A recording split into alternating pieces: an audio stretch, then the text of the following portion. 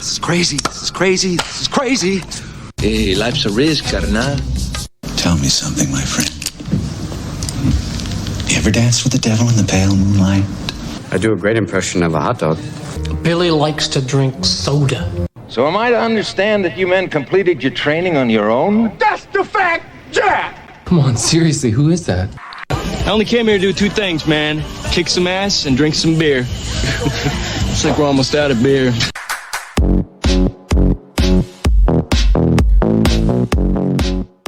What's up, watchers? What's going on? We're back.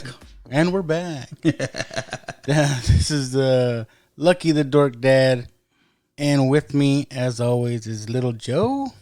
Yeah, we can go with that. Little Joe. The dorkier dad.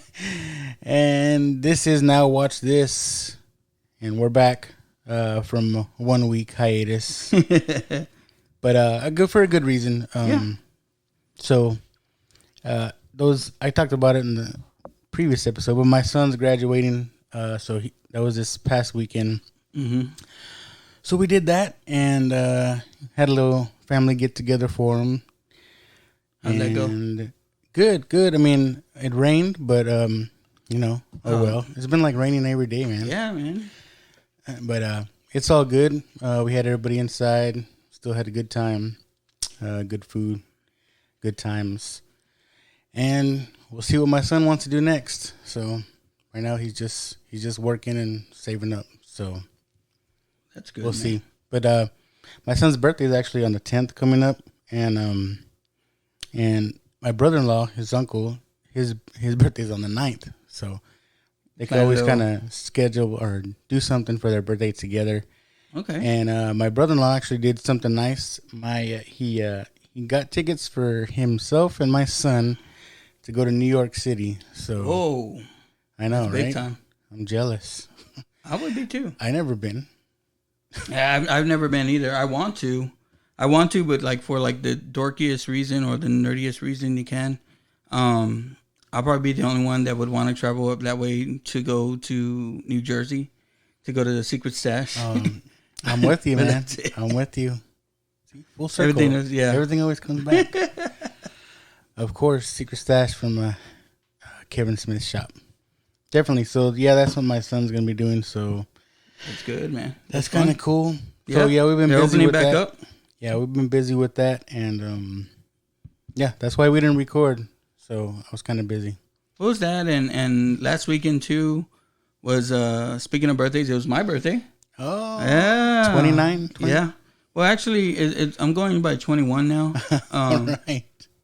But You're legal. I'm still not getting carded, but I wasn't getting carded when I was actually 21 either. So you're legal now. Yeah. Yes, I can drink. Finally opened that beer. But yeah, I had a birthday last week, and it always falls on Memorial Day weekend. But the thing about it was last Friday, I think I told you, we were planning on recording Saturday or Sunday. Yeah. My mom got sick, and on Friday, man, I ended up having to leave work to go visit her in the hospital. How's she doing, man? Or... She's actually doing 100% better. Like it was, she did stay a little bit over a week in the hospital, and they did have to do some minor surgery. I guess anything with she had a hole in her lung. Anything with that is pretty major, but they didn't have to do the major surgery, which was good news, and they were able to let her go home this past Friday. So even it was my birthday weekend and stuff like that. It was just I wasn't. You weren't celebrating. Yeah, man. I was worried about my mom because, as I've talked about here, it's even though we hadn't had, me and my mom, we have a strong relationship. It's not the I don't know, I don't talk to her too much. I do spend a lot of time with her and stuff like that, but we don't sit down and talk too much about, I guess we do, but not about deep shit or whatever. Yeah. We just have fun together, but I was scared, man. I don't want to lose my mom, Sure. Not only that and she's my kid's grandma. My wife's mom passed away this past year, so it wasn't something that for them to lose both of their grandmas, in 1 year, man, it would have been devastating to them. And, even for me, it was just like when I found out that she was going to have the procedure done, and she was just like, because she was talking to me like, she's like, I don't feel too good, and and it was tough for her to talk. So, man, when I was rushing to that hospital, I was like, come on, please, God, please. But, thank everyone for all their prayers, everything like that. My mom was able to make it through, and she's doing 100% better. That's awesome. Yeah, when she was Cheese Main on Facebook and stuff the next day, I knew that she was okay. Well, myself and I'm sure all the watchers out there wishing your mom a lot better. Yeah, man. So yeah, and then my oldest boy started summer baseball, which usually takes up a lot of our time. It's not as bad right now because all the tournaments have been here in San Antonio, and there's stuff that we can drive to and back. And as I said before, he can drive himself, so it hasn't been that bad. I coach on the team, but with work and everything like that, I've had to miss a couple of games. But he's been doing very well, and the team's been doing very well. So more long days at work. Yeah, bro, it's coming. Yes, sir. Man, so does that take up the whole summer, or how long does that last? They play like every weekend, so it takes up it. Our schedule leads into the end of June. Okay. So right around July, he stops and he does his summer camps and stuff like that. And at the same time, he's doing camps at East Central for football and getting ready for baseball next year. So I was just seeing if it was going to take up your whole summer. And you guys plan on doing anything this year? Going anywhere? We're going. We plan our vacation schedule around baseball. For baseball? Yeah. So we're going to Dallas, I think, in a couple of weeks. So we'll have to see how we're gonna record there. My wife's gonna be up there. Oh yeah. We're going the 18th through the 20th. I forget which date. It might be that same week. Yeah, my daughter for her dance studio, she's gonna have nationals up there. It's a little town outside or in that DFW area called Cannondale. But okay, she'll be up there. I'm not going this year because I'm taking some time off in July for shutdown. Yeah.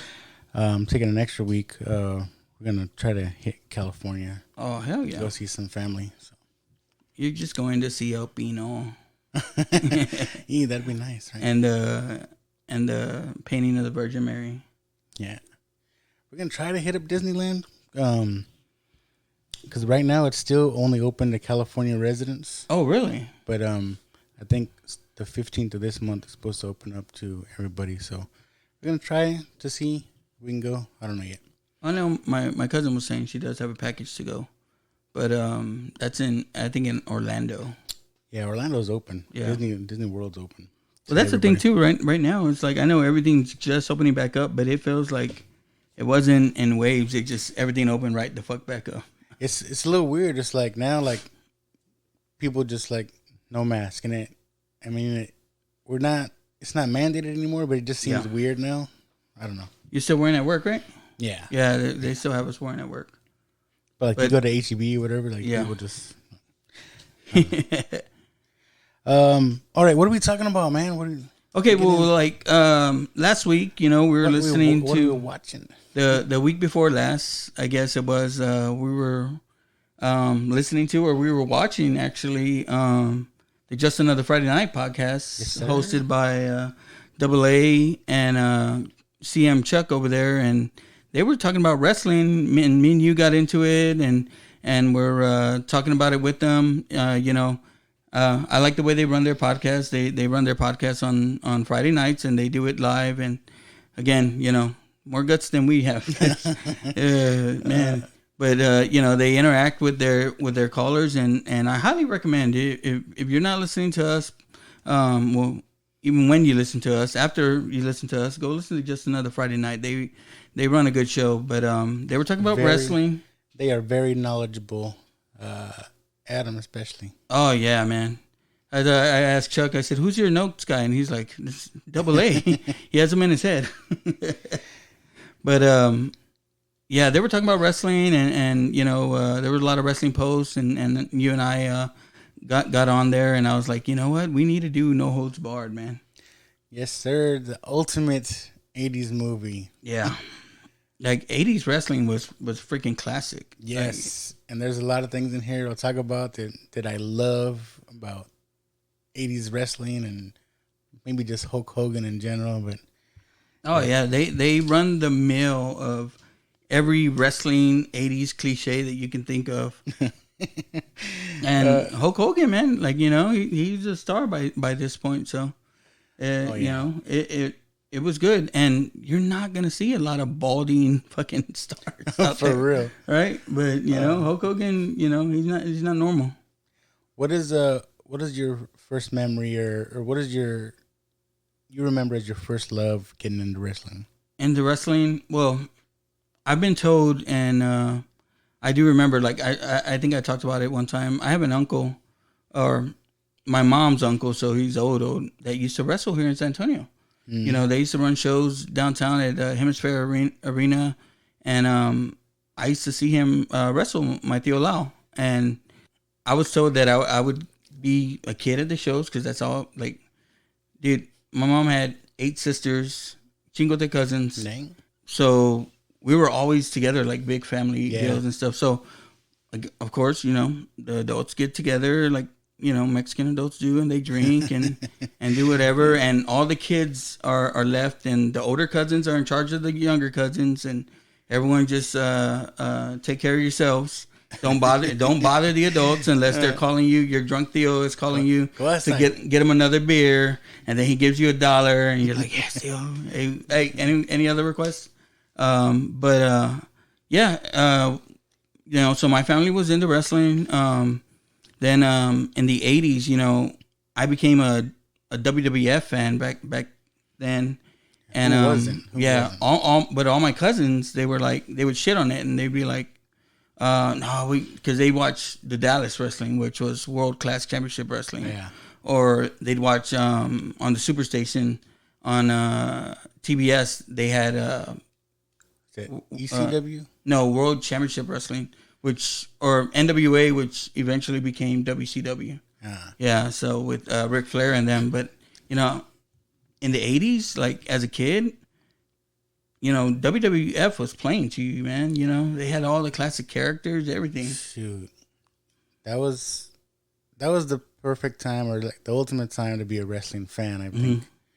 Just so many memorable characters. I mean, we talked about some when on Just Another Friday Night, but just, and Hulk Hogan was at the top of the mountain, Yeah. And he became charismatic. Yeah, he became iconic, man. And, I know there's people to shit on him now. He's had some controversy and stuff like that. Yeah. And he's had some issues, but in the 80s, it's like if you were talking about wrestling, there wasn't another wrestler you could talk about. There was no one bigger. Yeah, it was Hulk Hogan. I mean, there's some close seconds, but there was no one bigger than Hulk Hogan at the time. Yeah, and I tell people it's like wrestling was described as, what Hulk Hogan does. So, I know, trust me, there's going to be historians that are like, it didn't start with this guy, but I know it didn't. But I'm saying wrestling as we know it, and in the 80s, it started with this guy. Yeah, just the whole, the whole drama and story. Like, he really brought that. Like I said, he's really charismatic in the ring. And you see the same things in this movie, which are awesome. Yeah. And the dude made a career out of it, Again, probably not going to win an Oscar, but this movie definitely not. Oh yeah. But Hulk Hogan, like he made a career out of it, making these dumb movies that growing up as a kid we liked. Yes, sir. And I would think their probably first taste of the, I guess, show type deal or the Hollywood type deal is in the 80s they had that Hulk Hogan Rock and Wrestling. I don't remember that. You don't remember? It was a cartoon, and that's how I got got Is that what it was into called? I thought it was just like the WWF Stars. No, it was 'Cause I remember a cartoon. Yeah, it was had like it was Hulk Hogan's Rockin' Wrestling. it had like Hillbilly Jim, Yeah. Junkyard Dog, All these characters, Andre the Giant, of course Hulk Hogan, Macho Man, everything like that, and it was. I'm not saying it was a great cartoon, but if you're getting kids in the 80s, you had to have a Saturday morning cartoon, Yeah. and then right after Saturday morning cartoons, it'd be about 11 o'clock, 12 o'clock, WWE Superstars would come on, and then. I remember in the 80s, like them having like Saturday night's main event or Friday night specials, stuff like that on Channel 4, which was NBC back in the day. Yep. For me, I mean, I don't even remember how I got started into wrestling. It might have been through some friends. Because I remember seeing this movie at the theater. And I don't think I've seen it since, so it was a good. Oh, really? Good thing to watch it again. It has been a while, yeah. But I do remember back in the day actually going to see wrestling live. I think it was my only one, but this will tell you how old I am. So, the last time I went to go see live wrestling was at the Freeman Coliseum. Yeah, it was before we had the AT&T Center. And I remember the main event was Ravishing Rick Rude against Ultimate Warrior. So, yeah, it's been that long. But in the 80s, you were either a Hulk Hogan kid or an Ultimate Warrior kid. Yeah, Ultimate Warrior Which came were you? up. And I don't know his story, but I know there's rumors that he was poisoned or something, but Ultimate Warrior. Oh, when he passed? Yeah. Oh, man, that's crazy. But I don't know. But wrestling, though, I want to say, at least Texas wrestling, at least my aunts were fans, because I always hear stories of my aunt. I have twin aunts, and my mama tells me all the time, my aunts too, saying, oh, yeah, when you were little, that they used to take me to go see the Von Erichs and this and that. And I don't remember. I was probably, tiny. But they always tell me, oh, yeah, the twins used to go take you to go see the Von Erichs and this and that. I was like, all right, whatever. Yeah, they would wrestle at Hemisphere. Yeah. Back in the day. So I totally buy that. Like I said, back in the day before Vince took everything kind of big and global, it used to be like you worked certain territories and you only got on TV in that territory. So again, win, lose, whatever, you can go to the next territory and still be as effective. You know what I mean? Yeah. And when Vince took it over and he gets Hulk Hogan with WWE and he has Andre the Giant and starts getting like all the big names, so like the top guys of every territory, brings them into one territory, and that's when he really took over with cable wrestling and everything like that. And, Hulk Hogan was his number one guy. I don't know if he could have done as well without Hulk Hogan. You know what I mean? Yeah. Like, and I totally believe that he brought some star power from being in the Rocky movie. Oh, yeah. Because I was looking that up. I was trying to figure out how long before. I think Rocky 3 was in 83. I looked it up earlier. And this movie came out in 1989. So, yeah, Hulk Hogan has definitely been around for a while before this movie, but this was definitely the height of his career right here. Yeah. Well, the 80s part, because in the 90s, dude got big all over again. But yeah, in the 80s, man, it was like eat your prayers or eat your vitamins, say your prayers. Freaking Hulk Hogan, man. And did you have it? You said it had some of the matches. Did you get to see any of the matches that they had? What do you mean? With him and actual Zeus and everything like that? No, I didn't watch them. The thing that I found funny, I may have sent it to you, is man, they were doing some of those promos. And this is the height, the 80s wrestling. It's a steroid era. And they were doing a lot of fucking coke, man. Because there's no other way to explain some of these fucking promos that these motherfuckers are doing. Macho Man looks zonked out of his mind half the time.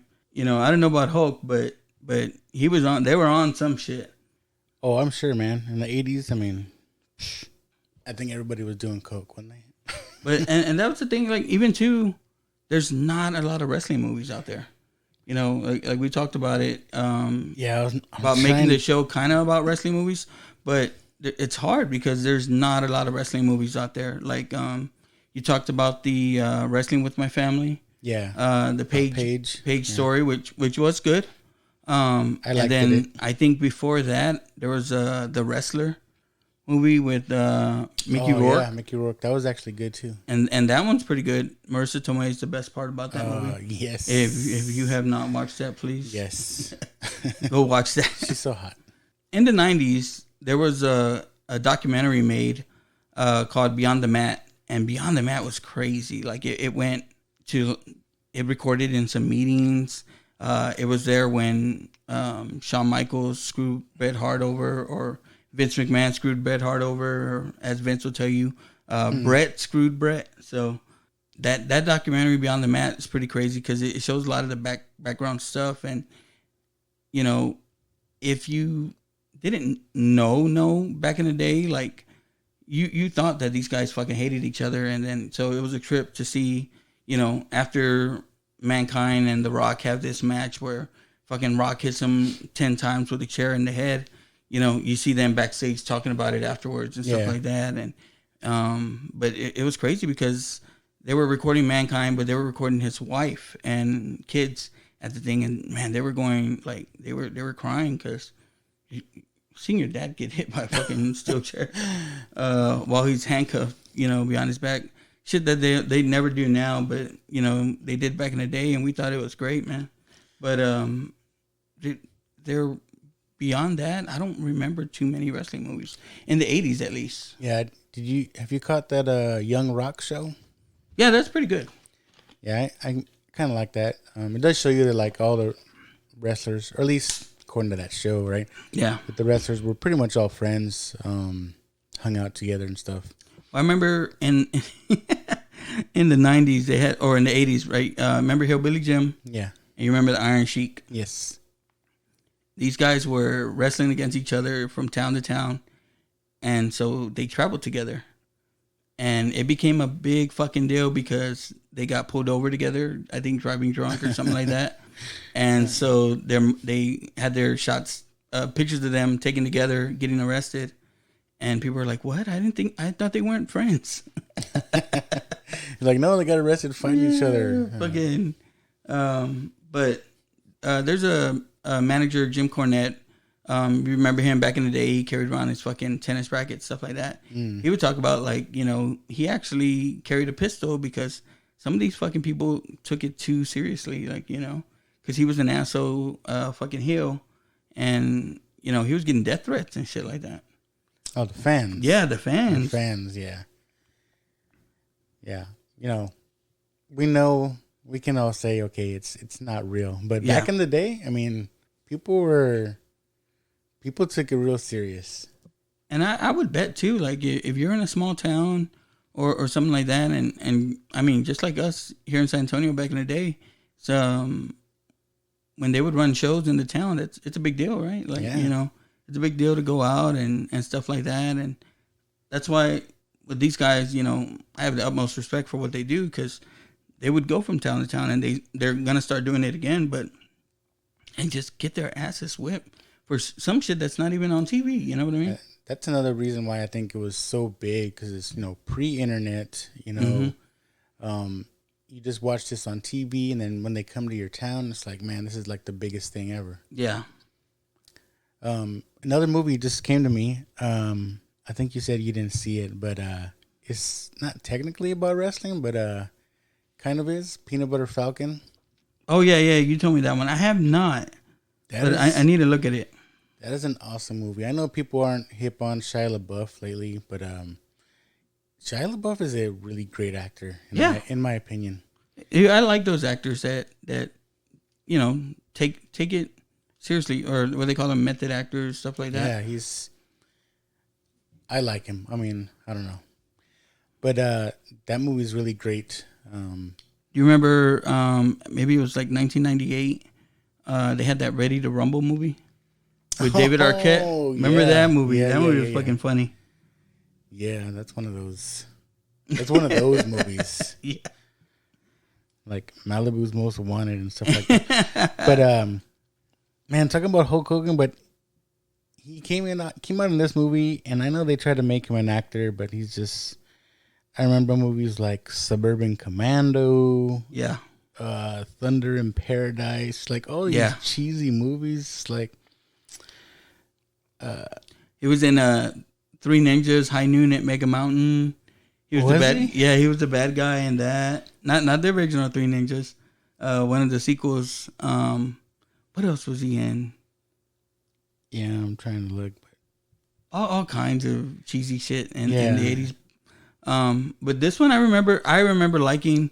Again, I'm sure there's a couple of other ones that he made there in the 80s that I watched, and I'm sure I liked, because I was a big Hulk Hogan fan back in the day. Yeah, and like I said, Thunder Lips is always memorable. And I don't know how tall Sylvester Stallone is, but one thing I remember from Rocky 3 is like Hulk Hogan looked freaking huge. Yeah, I don't know how tall he is either, but no, Hulk Hogan is that's what a lot of people don't seem to forget about him. On TV, you don't realize how big these people are. Well, because like and two, his probably one of the biggest matches in the 80s was 1983-84 when he was against Andre the Giant. Right. And WrestleMania 3. I mean, Andre is gonna tower over fucking anybody. You know what I mean? So Hulk Hogan looked so small compared to him at the time, but you put Hulk Hogan against like some of the other big men, and he measures up, man. He was 6'9", and he gets criticized for not having a great move set or something like that. He's real vanilla, but he did his thing. Yeah. Even before he got real big, like dude used to work his ass off, to use a wrestling term. Yeah, I mean everybody has to have their iconic move, and there's nothing more iconic than that leg drop. Dude, I mean, there's people that might argue against it, but when they make whatever, we always talk about, who's your Mount Rushmore of wrestlers, like he's got to be on most people's lists, because like him or not. Yeah, without him, we don't probably have wrestling as we know it today. Yeah, he had some of the best stories in the 80s, wrestling wise. Him versus Andre the Giant, him versus Macho Man. Even they got some play out of this. Him versus Sergeant Slaughter. It was always good. I always like when people went up against Iron Sheik and Nikolai Volkov. It's like, because it was like always like, oh, they're the foreigners, they're the bad guys. Yeah. We start USA. Yeah. USA. That was one thing. Hulk Hogan could really pump up the crowd, man. Well, he does this whole, his hand of the ear thing. It's like, and that was the thing back in the day is they had to close. If they didn't close the fucking shows that way, live, fucking people would riot. I listened to this podcast by Bruce Pritchard, who was Brother Love back in the day. Oh, okay. And he talks about, he's like, Hogan must pose, man. You got to get the pose in there. Like I say, I don't watch wrestling now, so I don't know if it's still like that. No, but dude. It just comes off cheesy now when people try to be like that.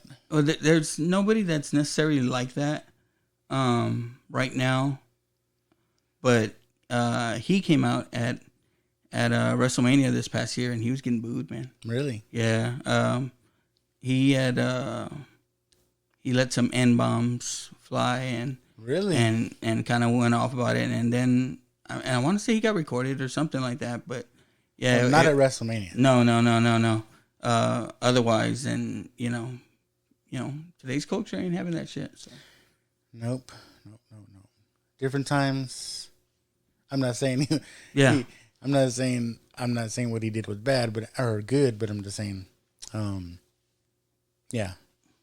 What's the thing? It's like, I mean, fucking you gotta know now. Yeah, don't even talk like that. Like, I mean, me, I fucking hate it when I hear little Mexican kids fucking saying it now, because they say it like after every word and stuff like that. My fucking kids don't, but I hear kids talk. It's like it's natural. It's like, bro. It's like saying bro. Yeah. No, but yeah. But yeah, kids nowadays, whatever. Let's start this movie. Yeah, man, let's get into it. It's not as long as some of our other movies we did, but oh, I'm sure we could stretch it out. But I couldn't find this on digital anywhere because we like to watch the movie as we're talking about it. Yeah. So it's not on digital anywhere. I had to get the Blu-ray. Lucky went out and spent money for you people. Which is cool. It's on Blu-ray. I guess WWE re-released it. Oh, they're still making their money off of it, bro. Yeah, man. Because it was streaming for a little while on a few of the apps. And I know I watched it maybe a year or two ago streaming. And then when we talked about it, went looking for it and I couldn't find it anywhere. But when I first was playing the movie, there were some trailers that came on, WWE Presents or whatever, Vince McMahon production. WWE makes a lot of movies. And they are like super cheesy. Dude, and I guess they have to make something, right? Because they're... I guess the fans watch them. I don't know who watches these movies because I never hear anything about these movies. But I think I watched like one, and they called The Marine. Yeah, John Cena, right? Yeah, and they've made like fucking 4 or 5 of these movies already. But I haven't taken a look at them, and that's bad on me. But y'all got to get me to watch that. But yeah, probably do a whole show just looking at trailers for all these crazy movies. They're bizarre. Well, and that was the thing too. Is like I had the WWE app. I got it when it first came out. Like back in the day, when my wife and I first started dating, she has younger brothers, and they were into the wrestling in the late 90s and stuff. And so, every Sunday I'd go over when they had a pay-per-view, and her mom would buy the pay-per-views for us, And that's, back in the day, we used to have to fork over like, $50-something, $60 for a damn pay-per-view. And we'd go over there and check it out, and I'd watch it with her brothers, and we're all fucking Stone Cold fans, stuff like that. And then even this, they did pay-per-views off of this. Yeah. So I know the movie came out, but they ended up taking from the movie and making their own shit. I love it. I think in the movie, I think it is WWF. I think they say it, that Hogan's character, Rip, and I don't think there's the last name. He just goes by Rip. Yeah. Is a champion. Got Mean Gene Okerlund. Rest in peace. Yeah, man. He was another thing. When you think of WWF, you think of Mean Gene. Yeah, we think wrestling in general in the 80s and even the 90s, Mean Gene was the guy. You know? Man. Now, and we can talk about it now, or we can talk about it in what would you have done differently, or what would we have changed. Why didn't they just use Hulk Hogan? You know what I mean? Why did it have to be somebody else? Another character, you mean? Yeah. I don't know. They're like making a movie. Yeah, and the talking about it, it was like, it's because of this and stuff like that. We're being honest. They wanted to sell fucking blue and white fucking Hulk Hogan shit. You know what I mean? This is the stuff I love. Classic Hulk Hogan. I mean, I don't know who did this before Hulk Hogan, but I always remember him doing this. Yeah. They'd have him some kind of hold, right? And they lift their arm and it drops. They lift their arm again, and then he holds it up and starts shaking, and it's like he just gets all this energy all of a sudden. I love it. And I like it because and then they would like punch him in the face, and he'd be like, yeah, he's like, no. That's one thing. Watching this movie, I think this movie has the most like grunts and growls than any other movie. Dude, when we get to the scene, I'll talk about it too. But there's he's a. Yeah. I'm like, what the fuck? Oh, fuck! I just thought I was watching a porno. That's what I said. It has the most grunts and growls and screams and yells. Now, do you recognize this dude that he's I don't know fighting against? I was gonna ask you if there was any other wrestlers in here. I don't recognize this guy. Yeah, this guy, his name's Bill Eadie, I believe, and Bill Eadie was one half of the Demolition. So he had the Axe and Smash, and he was one half of the Demolition there, which is pretty cool. He's got some See him makeup here, outside of his paint. Now, dude. Jesse the Body. There's Cleopatra. There's people out there that look for a lot of the stuff used in this movie, the movie props, shit like that, and pay a pretty fucking penny for this shit. I thought I saw there's like a show now. Oh yeah. I haven't taken a look at it, but yeah, where they're like going around trying to find original stuff. The treasures, they call it, right? Yeah, and I guess back in the day they would just like throw it away, or I don't know what they did with the stuff, and now they're like looking for it. And there's people that are belt collectors, like they wanna collect a certain type of belt from wrestling, and that white belt that he has, I want to say that the dude that does the Something to Wrestle With podcast, they call him the fucking Podfather because he has all these wrestling podcasts. He has that belt, or he's looking for it. That one right there, the white one. But it's badass, right? Like I guess if you were into it and you had the money, I'd want to have something like that as a prop, or hanging up in my house. I think people probably can make customs now, right? Oh yeah.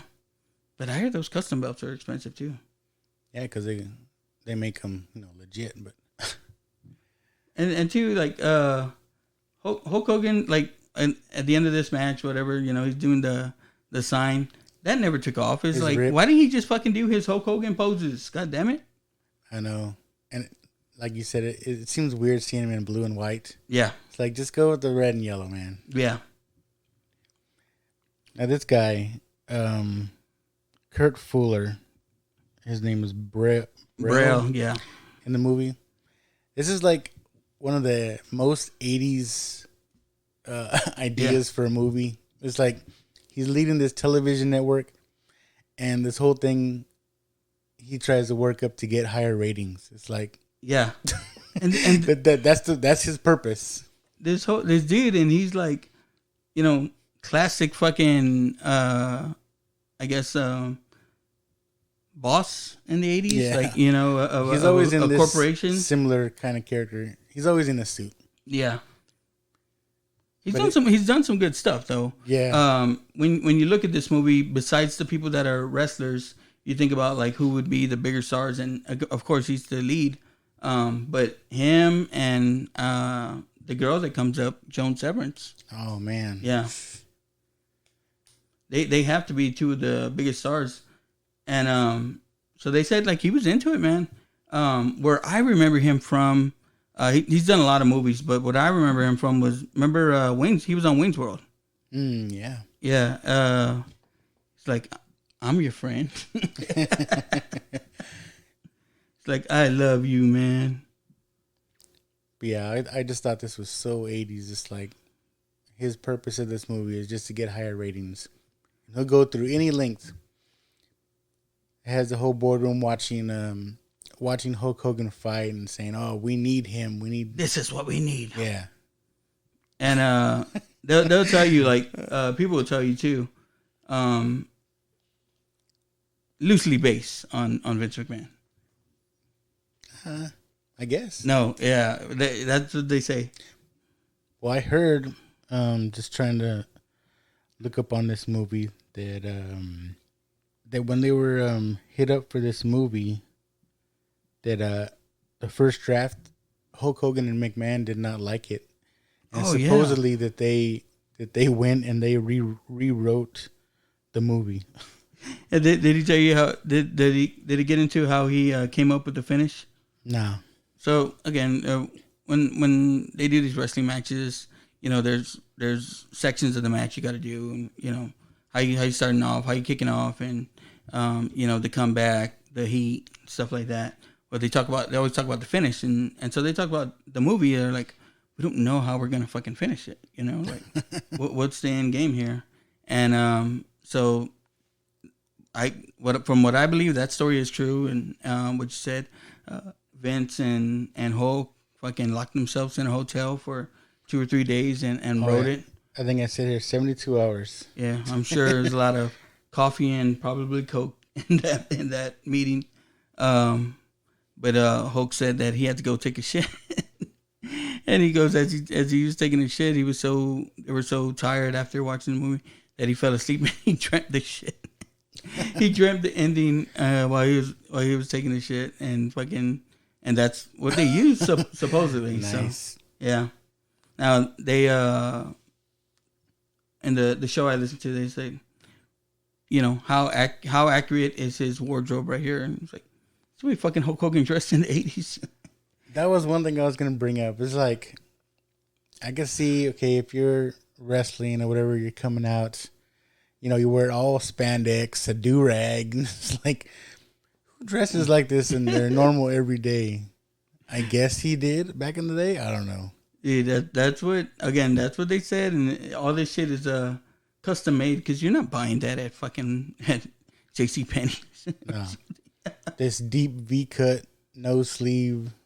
But I would think, like, if as big as he is, the fucking, very famous for the 24-inch pythons, he's not buying a regular fucking shirt like us. You know what I mean? I guess you're right. He's got to get custom fucking. There's a reason all his shirts tore big off. and tall stores back then. But again, at this time, he's a pretty big star.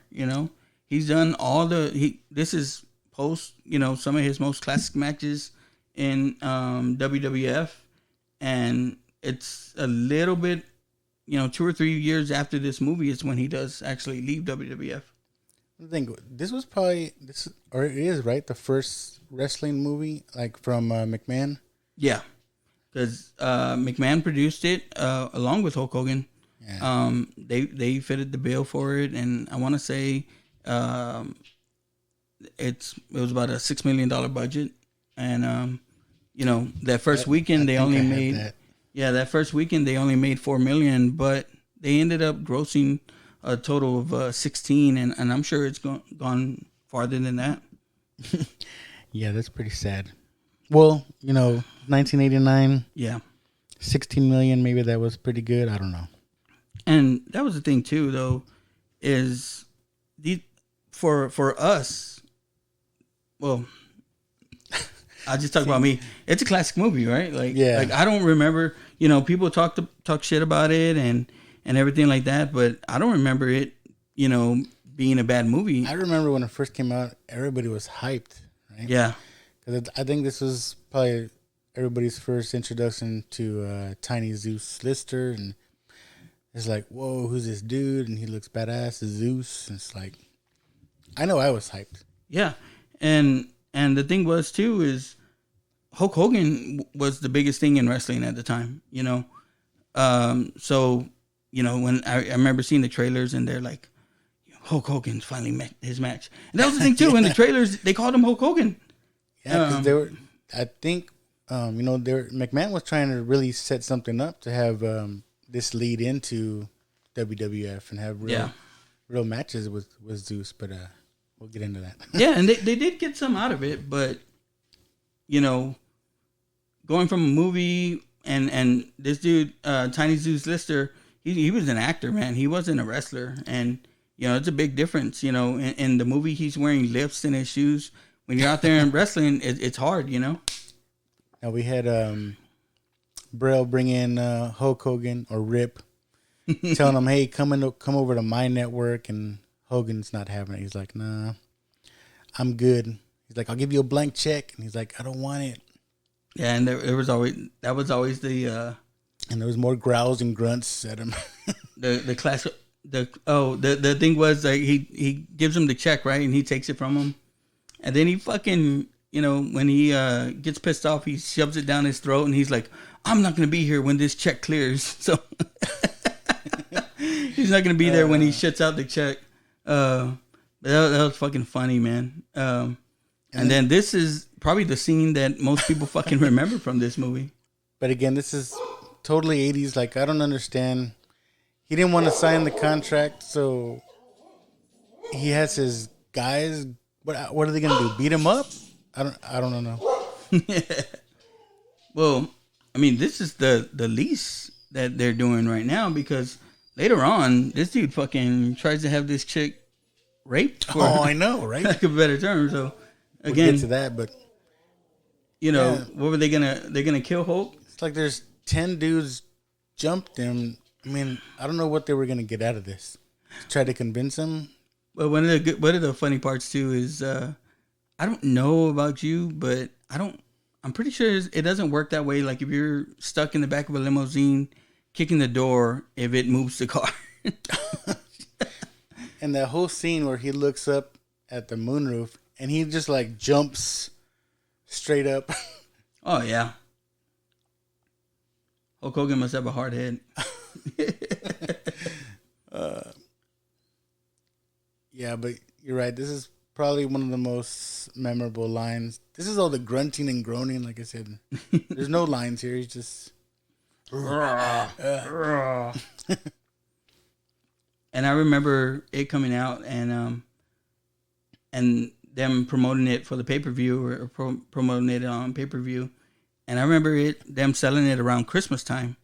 And it would be, why have a Merry Christmas when you can have a no holds barred Christmas? You want to talk about this? And again, this is so whenever anyone talks about this movie or anything like that, they're like, the Dookie scene, right? Yeah, the driver of the limo that took him away to get ambushed, if you will, shit his pants. So, you know who Richard Belzer is? Sounds familiar. He's an actor. He used to have a show back in the 80s. He used to be kind of a comedian back in the 80s. And then, 90s, he was on like Law and Order or something like that. Okay. Anyways, he kind of looks like that guy. Now, a couple of years before this movie, Hulk Hogan's promoting wrestling and he's on Richard Belzer's show. And Richard Belzer, tells him, like wrestling's fake, right? Like, you can't really put me to sleep. And Hulk Hogan's like, oh, I can put you to sleep. And the thing was, so he let Hulk Hogan, put the sleeper hold on him. And when Hulk Hogan put the sleeper hold on him and fucking let him go, he, on live TV, man, he fucking, or I don't know if it was live, but it's recorded. He fell and he banged his head pretty hard and lawsuits came out of it and stuff like that. And there was some beef with Hulk Hogan. Wow. And so they said, like, they had to have purposely made that cab driver fucking look like him, right? And they say no, but, that's what I think. Man, this is where she comes in. Okay, so, Braille couldn't get to him through his goons and with his money, so he's going to have a woman do it. Spy. She comes in as, I guess, a promoter. She's like, oh, we need to do merchandising and all this and that. But what was her name again? Samantha. And that was the thing that was a little uneasy for me as a kid. I was like, I'm not used to Hulk Hogan being this fucking, chasing after the poon and shit like that, That's not part of say your prayers, eat your vitamins. As far as 80s goes, oh, she was beautiful. Mm-hmm. Yeah, and then, early 90s or, in the 90s for us kids, we got to see her on Red Shoe Diaries, stuff like that. She started doing fucking Showtime movies.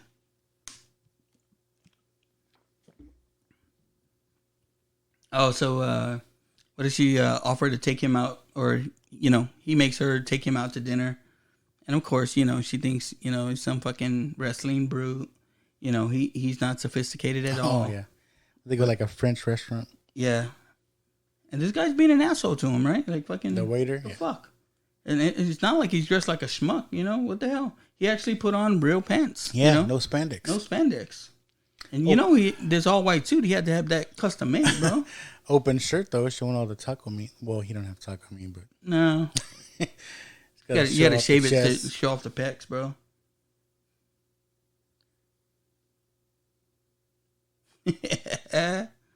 But that was, again, growing up about Hulk Hogan, he was about everything good. Remember, wholesome. Yeah, he was all good, wholesome. I remember one of the big things was when he went against Andre the Giant, and fucking Andre the Giant fucking took his chain off of him and tore his cross. And that was a big deal. It was like, oh fuck, man, he broke his cross, everything like that. It was a big deal, and because that was one of the big things about fucking Hogan at the time. It was all about the chains back in the day. But he was our guy, right? Like every kid until like the Ultimate Warrior came, and then fucking people were like, I like the Ultimate Warrior. And I was like, fuck y'all. Yeah. I used to like Ultimate Warrior. He brought something different, man. He was definitely on coke. Oh yeah. Bro, you don't run to the ring like that, For real. On fucking when you're normal. I used to love that though. He just run and slide under the bottom rope. But the thing about it, like Hogan for lack of a better term, he could wrestle. Like, he had a moveset, he can work with the crowd, stuff like that. Fucking Warrior, he didn't have any of that shit. Like he was just a strong fucking, he looked like a fucking beast, and he'd do that one fucking military press and the shoulder block, and that was it. and the thing about wrestling is, like, you're gonna develop a move. You want to develop a move that, while it looks like it fucking hurts, it really doesn't. But that Warrior did that military press. How does that not fucking hurt? You know what I mean? How do you not get held straight up in the air and dropped and that not fucking hurt? Fuck that. So we got Braille trying to find some kind of gimmick or something to compete with Rip on the other network. Yeah, because, Rip already fucking turned him down. Beat up all his goons. Which I don't know how you get away with that, but whatever. And they go to this fucking bar, and again, hey, I'm sure there was places like this, but it is fucking crazy. This is a crazy bar. When I first saw it, I was like, what the hell? It's like down in the basement somewhere. You got these guys in the ring just going at it. You got some guy tattooing right in the corner. It's like, what kind of place is this? I like when Bro comes in with his two guys, all in suits in this crazy place, and the waitress comes up I think you guys are looking for the gay bar. The gay bar is across the street. Yeah, he had to have his two stooges with him, right? And later on, when Vince McMahon made himself the head character, or the Vince McMahon character that he would come out as, he'd have two stooges with his as well. And this is fucking funny. Okay, like this dude behind him, he's a wrestler. He never wrestled in WWE, but he wrestled in Japan, and he was a friend of Hogan's named Stu Hansen, this guy in the back. But how do you're going to a tough guy place? I know it's the 80s, but you have a short cut off shirt. You have a bowl haircut, but then you have your sweats fucking rolled up and fucking all high water.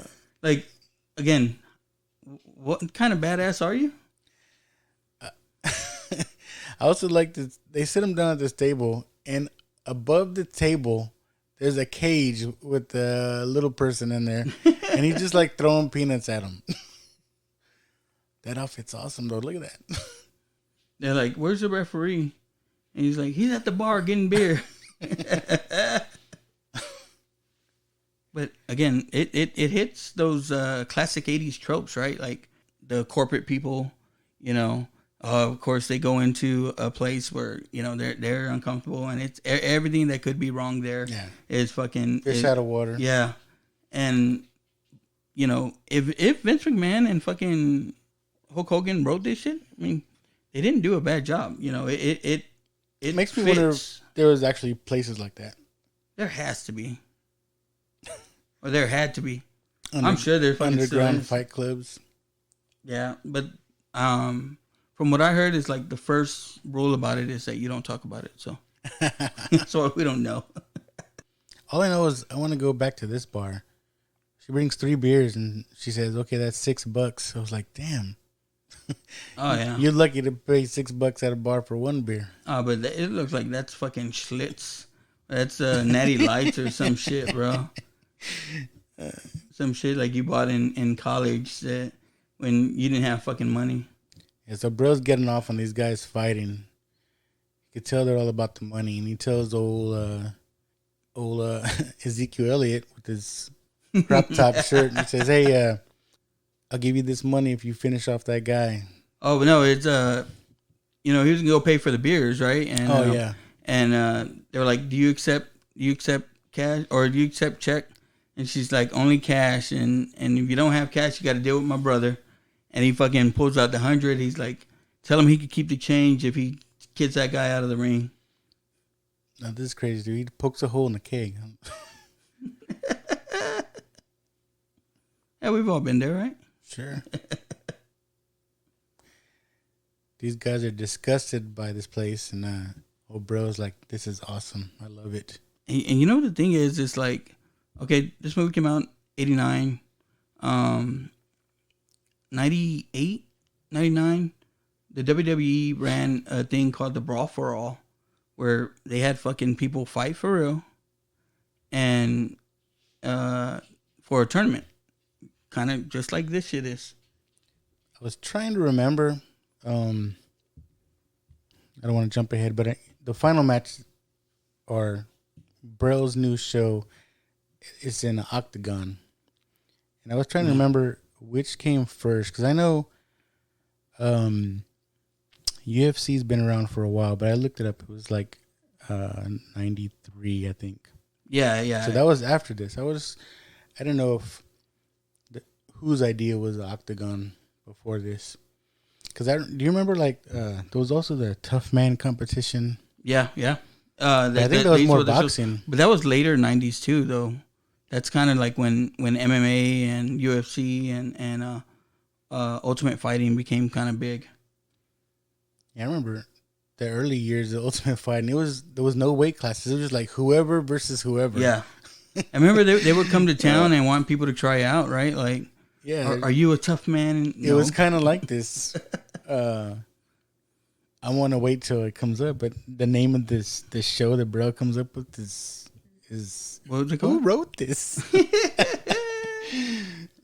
Fucking Cocaine wrote this, man.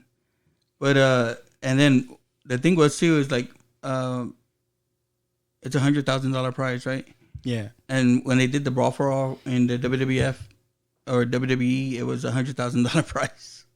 So I'm sure they took some shit from this, because like I said, Vince used to come out as his character, and it was a Braille type character, and he had 2 stooges that were always with him. Like I said, I was gonna wait, but it's such an 80s kind of name for a show. So Bro has this idea about starting his own fighting competition, and he calls it the Battle of the Tough Guys. If that's not an awesome name, I don't know what is, man. And it was like we were talking about too. It's in the 80s they had these shows, right? Like, where I know they still do, but like where people can go and compete. They had American Gladiators. Yeah, that we were talking about. Remember? So yeah, I mean, and I was into that shit. I watched American Gladiator a lot. I mean, I don't know what else comes close to that now. Maybe like American Ninja Warrior, but you're not going in competition with people, right? Not against like Gladiator. I guess like actual contact shit like that.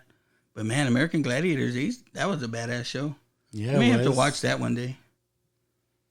I think you were talking about earlier, Nitro. I think it was Nitro. Nitro. Yeah. One of the guys, right? One of the guys. It's been some years already, but he runs one of those, mud runs, obstacle course things. No shit. Called shoot, I don't even remember. We did it with a bunch of guys at work. Mm-hmm. I can't think of the name of it. It'll come to me later. They do those mud runs though, those tough runs or whatever. But he ran one, and we did one some years back. And he was there? Yeah. It was pretty cool. Okay, so then it goes, because it's an 80s movie, we had to have a montage. So it's a montage of all the toughest guys in the world fucking, hearing the news about this. He announces his Battle of the Tough Guys. And like you said, he's offering $100,000 to the winner. And the thing is, they go back to that same fucking bar. Now he's got cameras in there. Battle of the Tough Guys. WTN, the World Television Network. That's it's as fucking plain Jane as you can get, man. But again, that's what I like about a lot of these 80s movies. You can watch them, and they just fucking take you back, Yeah. It was such a feel back then. There's a lot of movies even like nowadays that they blend in, and they call them timeless or whatever because you can't really picture point what time they were made or whatever. But 80s movies, man, it's like, oh yeah. This scene here where bro's walking in, they're introducing him to all these competitors, all these fighters. It reminds me of a little bit of Over the Top. Remember that movie? Oh yeah. And this was where they kind of show all those arm wrestlers. Yeah, for me, this movie was right in line with Over the Top. Man. Over the Top's better, but I want to say I might be wrong, but I know I've seen it like in a double feature somewhere, like Joe Bob Briggs fucking showed it as a double feature or something back in the day. Yeah, the whole thing where they're showing, because Over the Top had all these crazy characters too. The guy drinking oil and from what I'm told, again, I was a fan in the 80s and stuff like that. I knew the main guys, stuff like that. A lot of these guys in this tough guy competition are wrestlers. They weren't real known, but they are classic wrestlers. They say this big guy was, and the guy he's fighting as well. Looking up this movie too, I read somewhere that supposedly Buff Bagwell is like an extra somewhere in this movie. Oh, it's in the helicopter scene when fucking Hulk Hogan's outside with the kids. We have to look for him. But they said they did an opening with and this dude went like he doesn't like, I don't know if he doesn't want to be a part of anything that has to do with the movie nowadays. Like they've invited him to do a podcast or at least talk about it. Come to a con and celebrate that character. But the guy that played Braille, Kurt Fuller, he says he's done with wrestling. We're at this competition, and these guys are going at it, and then like the whole wall busts open, and Zeus comes in. I love this. He picks up this waitress by her face, and Zeus is played by Tiny Lister. Most people nowadays would know him as Debo. But I want to say this was his first movie, and he comes out and he's just a big fucking dude. Or you know what? I'm sorry, I'm wrong about that. He used to actually, I think he did a show called First and 10. They used to come on on HBO. I used to watch that as a kid too, and it's not a kid's show. But when HBO Max came out and they were like, oh, it's gonna have all these HBO shows on there, I was hoping they would have First and 10. yeah, that one and Arliss. They do have Arliss, but Arliss was the one that I fucking went to first and was like, oh, they better have fucking Arliss because they hadn't for the longest time. Even if you had HBO and you had HBO on demand, they didn't have fucking Arliss on there. You remember Arliss? I never seen that. With Robert Wool? No? Come on, man. He was in Batman. I know. I never seen that. Star. But yeah, again, that's where he first came from. But, you know, he was this big fucking guy. And again, you look at the wrestlers in the 80s and he fits the mold. You know what I mean? Definitely. And he told a story afterwards. He's like, you know, Hollywood makes more money if a black guy and white guy go against each other. I was like, okay. Cool. I didn't know he felt that way. But, yeah, I remember him as Debo. And then, you know, later on, he was in The Dark Knight. Yeah, which is crazy. I think he was also Kingpin in Ben Affleck's Daredevil movie. Was he? I think so. No way. Yeah, that's the one with that guy Colin Farrell as Bullseye. Oh yeah. And Colin Farrell he's going to be our Penguin. Yep. It goes full circle. Marvel to DC.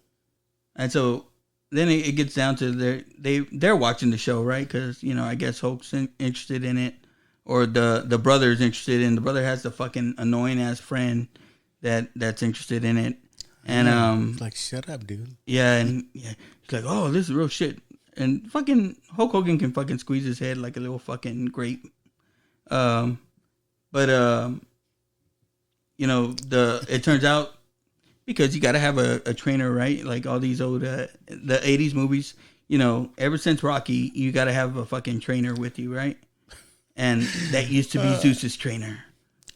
Now, I don't know if this is an homage to Brutus the Barber or whatever, but Zeus beats the final guy in this competition and rips his hair out. Right? Rips a lock of hair. Like fucking no one can contain him, but this dude's going to go inside the fucking ring with him and He's gonna listen to this dude. It's funny, man. When you get a chance, you gotta see like some of the, you know, because they used him in WWE and when he came out, and they used it to promote the movie and then, you know, to promote pay-per-views that he came out at, and fucking Macho Man goes, look into his eye. It's the eye of madness. You know, I finally found someone that could watch my back and his back at the same time. I was like, motherfucker. Another thing I love, like that whole scene, Zeus walks in, he beats everybody up, and he only has one line. He says, Zeus. I think he has like 2 lines in the whole movie. Well, and that was the thing too, is like, okay, you know, from seeing him in wrestling, I did see that he could talk and shit like that, but I didn't hear him really talk until he was Debo. What's up, Craig? What you got in my 40, homie? None. Y'all some high rollers. And y'all broke. But yeah, I thought it was funny. You know, he's literally got like 2 lines. Well, and the thing was too is like, okay, to show he's a badass, right? He fucking attacks a chick first, you know, and then when he would cut his promos, and I'm sure someone fucking wrote this shit for him, but he'd say, Hulk Hogan, you're a woman. I'm gonna treat you like one. It was like fucking, I guess in the 80s, that's the worst you can do is call a guy a woman. Another thing I thought was funny. So they're in the boardroom and they're like, oh, the ratings were number 1 because of that show and this and that. And one of the other board members is like, oh, we just received all these telegrams by complaints. I was like, what? Who sends telegrams? It shows its time, right? But I guess that's how you got complaints back in the day. That was texting back then or emailing? Oh, no email. It's all snail mail. Telegram. So he comes out and you know, bro, fucking. So now he's the champ now. Yeah. Of his new Battle of the Tough Guys. Now he's making a whole thing where Zeus is going out to fight other people at other places and this and that. Getting them more popular. And again, I liked stuff like this back in the day. Like I talked about it when we did the Mortal Kombat show. is, you know, if they would have did that with Mortal Kombat, where you go to different places and fight people, I like that shit. I'm down for that story.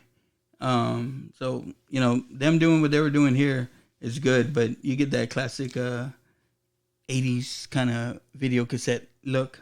And and my thing too, so bro's whole plan, right, to get ratings, to be number one, this and that.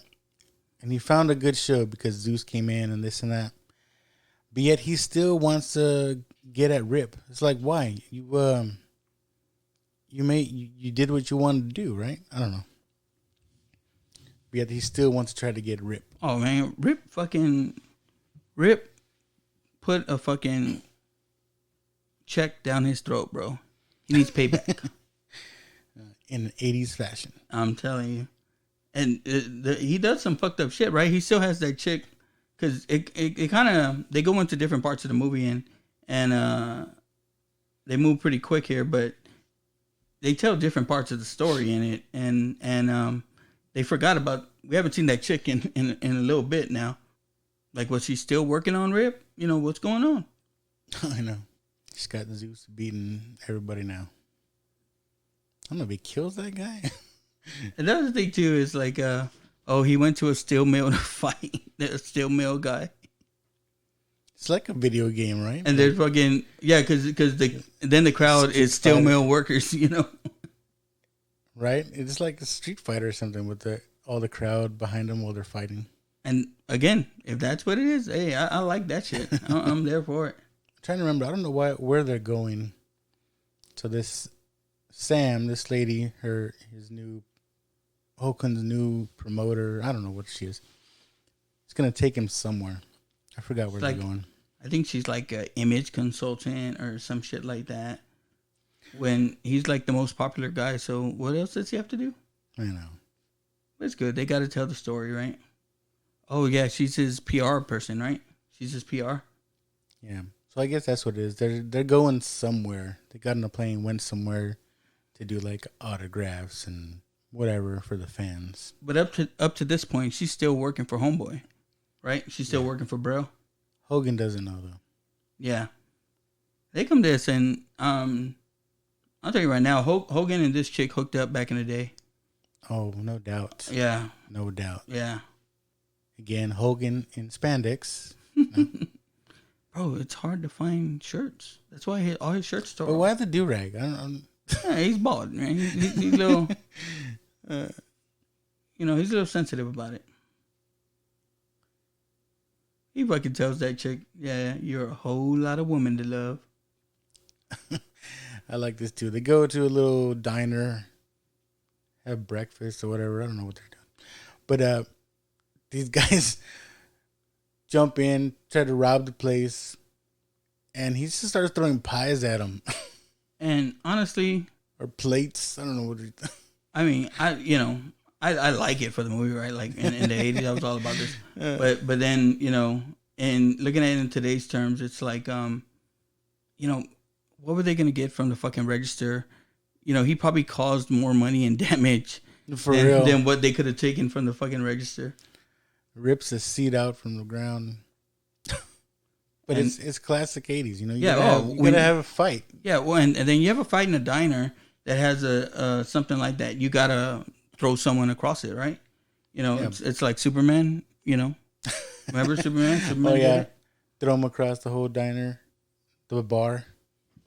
Yeah, you can't have that there and then not do that. Howard the Duck, they did it. Howard the Duck. Rip. I'm saying he's a pimp, man. And no spandex, he doesn't leave a lot to imagination. So I thought about that later on when he's like with all the kids and stuff. It's like, come on, guy. And then back in the day, it's not like you were carrying a fucking. I mean, maybe he has a credit card or something on him, but where's he carrying it? Where's his wallet? For real. Now this thing, so they went on this trip, right? And something happens. They're like, oh, they didn't get our room, so we only have one room. He's got to share with us. Okay. Yeah, and I'm gonna admit, like 9-year-old me didn't understand a lot of this part. You know, again, when it comes to whatever the hell she thought was going on the other side, I was like, oh, he's working out, you know? But so they're going on this trip, and she has she didn't bring anything to sleep in. I mean, she's like literally in bra and panties. I mean, I'm fine with it. Yeah. Of course. I mean, she knew the fucking itinerary. And then this was talked about, you know, in the 80s.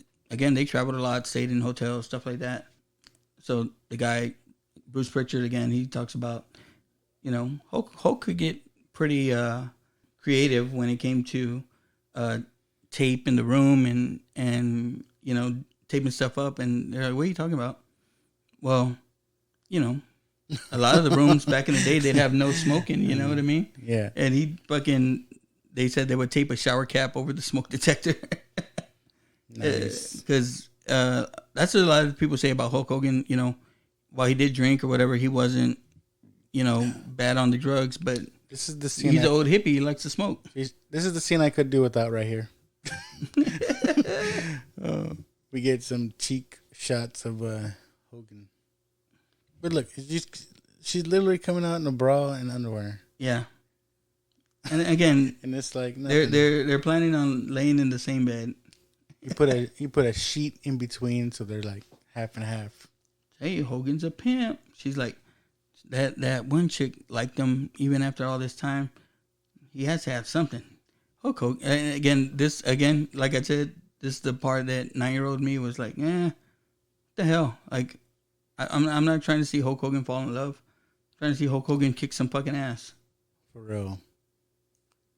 And the scenes where he's like supposedly caring about her just come off so cheesy. Oh, Samantha. There's one later where they attack her and he's like, I hate to see you. I hate to see you hurt.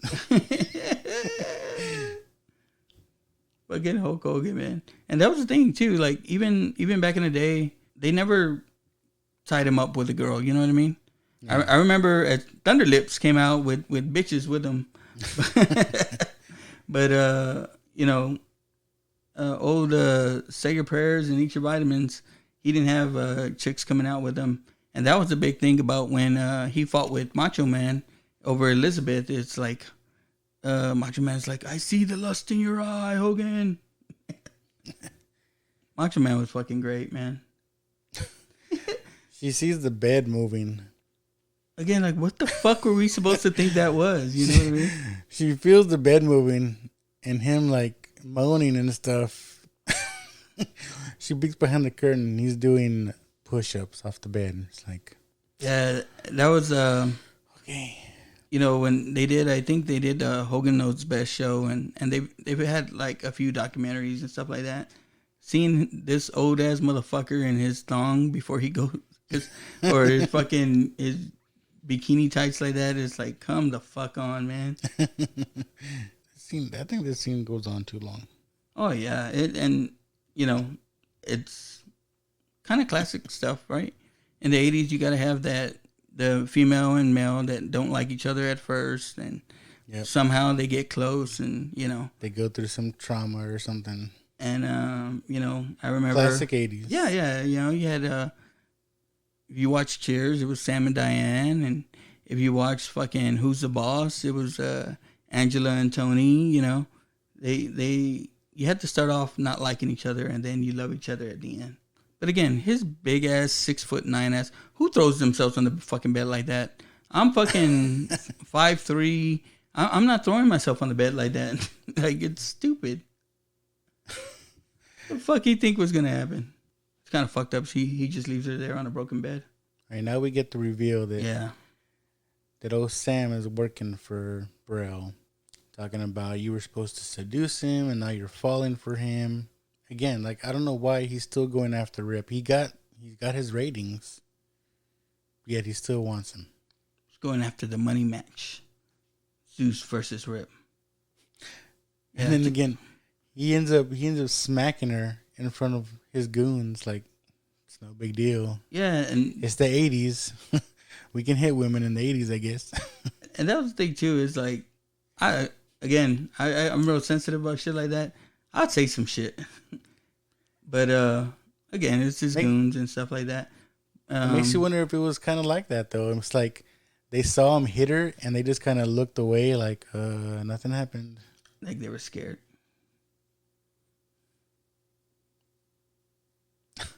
Oh, now Hogan's mad. She goes running to Hogan. He's like, "Oh, did he do this to you?" Blah blah blah. Hogan's acting like, does he even look mad? I don't know. He just like she's like, I want you to forgive me, but he's like, fuck that. I'd be like, I forgive you. What were you trying to do? I don't know. All cheese. Yeah, we haven't seen someone hit someone in a fucking while. The fuck? And dude, I understand. Like, he was a wrestler. He wrestled in fucking bikini bottoms, basically. But dude, these short ass shorts. It's the 80s, man. We didn't. You had to cut them down the side just so they could fucking fit on them and shit like that. Trying to figure who brought the long shorts. Jordan, the Fab Five. Yeah, that was in the 90s. I see the basketball players are going back to the short shorts though. Really? Yeah, dude, my kid fucking wears short shorts all the time too. Not like short shorts, but he doesn't like wearing baggy shit past your knees. It's probably good. So now they're getting Zeus on TV, trying to call out Rip, because again, they want to have this big fight. Zeus against Rip. I got the Apollo Creed vibe when he was watching the Russian on TV. Oh, yeah. Getting all pissed off. Oh, I'm like, I know it was such a good movie that a lot of movies kind of ripped it off, but they totally ripped off some stuff from Rocky. Here's this big event. And again, it's an event for kids, and he's in this spandex. Yeah, picking kids up. I mean, I don't know. Like, bro, can you put on some shorts? I mean, not your type of shorts, Put a towel around your waist or something. He's basically dressed like every fucking soccer mom out there right now. If I can go to the mall like that or go to Walmart like that. Okay, this is the scene where Buff Bagwell is supposed to be. So they're at this thing for the kids, and helicopter drops down with Bro and Zeus trying to get Rip to fight. And now they got him all made up. Yeah. Before he was all looked like he just got out of prison, which he did, supposedly in the movie. Again, he's wearing fucking Frankenstein fucking boots. Because I want to say Hogan's, like I said, I think Hogan is 6'9", and I want to say this dude was like 6'5", so he didn't exactly match up. So they made him wear lifts so that he looked bigger and he looked like a real threat to Hogan. What was so funny about Zeus in this movie too is his unibrow. Oh, and yeah. It's like a half like I don't know, it's weird. So then if you follow, like when he went out for the wrestling thing, half the time the unibrow would be drawn on, half the time it wouldn't be. And then he didn't like shaving the Z in his head, so sometimes he just draw it in with marker. Again, as he went into the wrestling, he went in, fully fledged, like he was gonna do it and stuff like that. But once they saw what they had and he wasn't in it. Yeah. But like, why even do that? It's unnecessary. 80s. Yeah. It sold. I mean, if I remember that shit, I remember it as some of the best stuff around. But again, as a kid, I'm not paying attention to, how good it is and stuff like that. I'm just like, yes. Like I said, as a kid, I really dug this movie, but watching it back, because it's really, really cheesy, but it's great. Yeah, it's that great 80s fucking cheese. Like, it's almost comforting, right? Like, you go back and watch these movies from the 80s and it takes you back. There's a Rocky and Mick moment. Now, this is the fucking scene that it got pretty dark. I know. It's like, what were they going to do to her? But I mean, the dude was between her legs, and he was taking his pants off. Like, so Braille fucking sent this dude to rape her? Like, what the fuck? Yeah, I don't get the whole point. And all this was just okay. Like, again, I understand he comes in and he fucking chases the guy off, kicks his ass. Take that motherfucker to jail. But it's like, bro is the head of this network, television network, and he has like all these goons that like do dirty stuff for him. It's like, is he a mobster or, you know what I mean? But that was the classic trope, though, right? Like in the 80s, it's You're like, just rich, you got power. yeah, and like he was the boss, right? Like in the 80s, 90s, it's like they always had these you know, I guess rich guys that were fucking head of corporations, and while they portrayed a certain kind of way, in the background they were fucking devious and money laundering and fucking in control of everything. They think that everyone is now, so. I like how this guy was, like you said, practically raping this girl. I'm telling you. And Hogan just leaves her there. Yeah. Just leaves her there to go after this guy on a motorcycle. With her fucking pants half down and shit like all that. beat up. This was like, oh, I hate to see you hurt. Or scared. Like, bitch, I almost got raped. Like, what the fuck? He's like, you know, I know. What is that? Again, too, with his fucking, with his jacket that matches his fucking Harley. Oh, yeah, always matching. Yeah. Gotta be. And again, his brother has this fucking asshole that, hey, well, let's go see Zeus. Like, come the fuck on, dude. Yeah. His brother and his friend want to go see Zeus. Which, you know, if they want to go scope him out, see what he does, fine. But why are you going to wear your rip stuff? Right? You got his ripped shirt. Both of them, I think, have ripped shirts on. It's like, what are y'all doing? Yeah, his friend's a douche for real. But Zeus beating up on the guy that I think he already beat up earlier. Yeah, it does look like that one, dude. It's lucky Craig didn't come out. Craig fuck his ass up. Whoop him, Craig. That's my dog. Oh. He's just more grunting and groaning from Zeus. That's all he says in this movie. And again, well, maybe they have ratings, but they can't be making money off this shit, you know? They're fucking having fights for like 20 people in a warehouse. And bro's supposed to be like in charge of this network, and he seems to be always there where they're filming. It's like he's only in charge of the fucking show. I know, that show.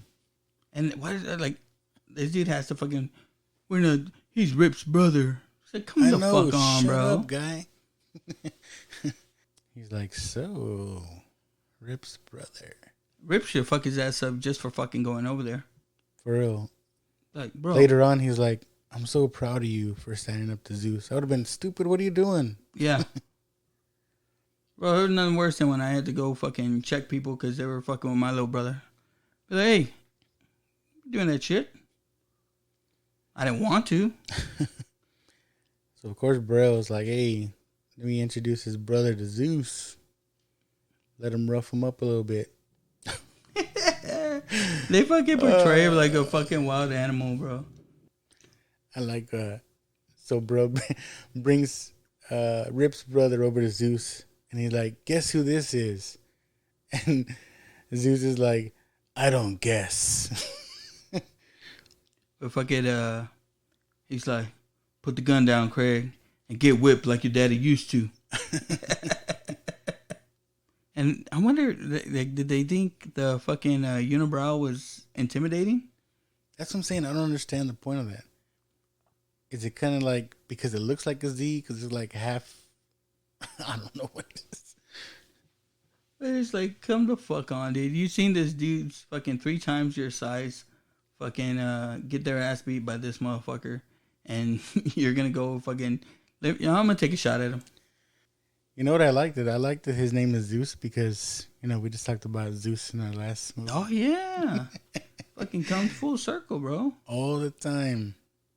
But even too, it's like I know, nowadays and since the 90s or whatever, people know him as fucking Debo. But even when he first came out, I'm like, that's Zeus. Yeah.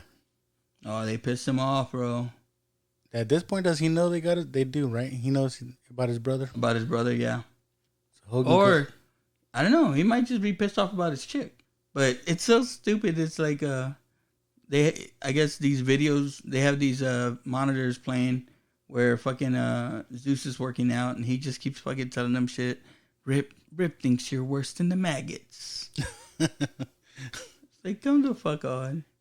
They should just tell the truth. Hey, Rip said the N-word. Damn. Rip called you N-word. Oh, no.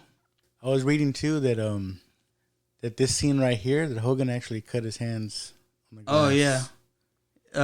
And I think they said that Hogan broke Zeus's nose in this movie. Yeah, and that stayed in the movie.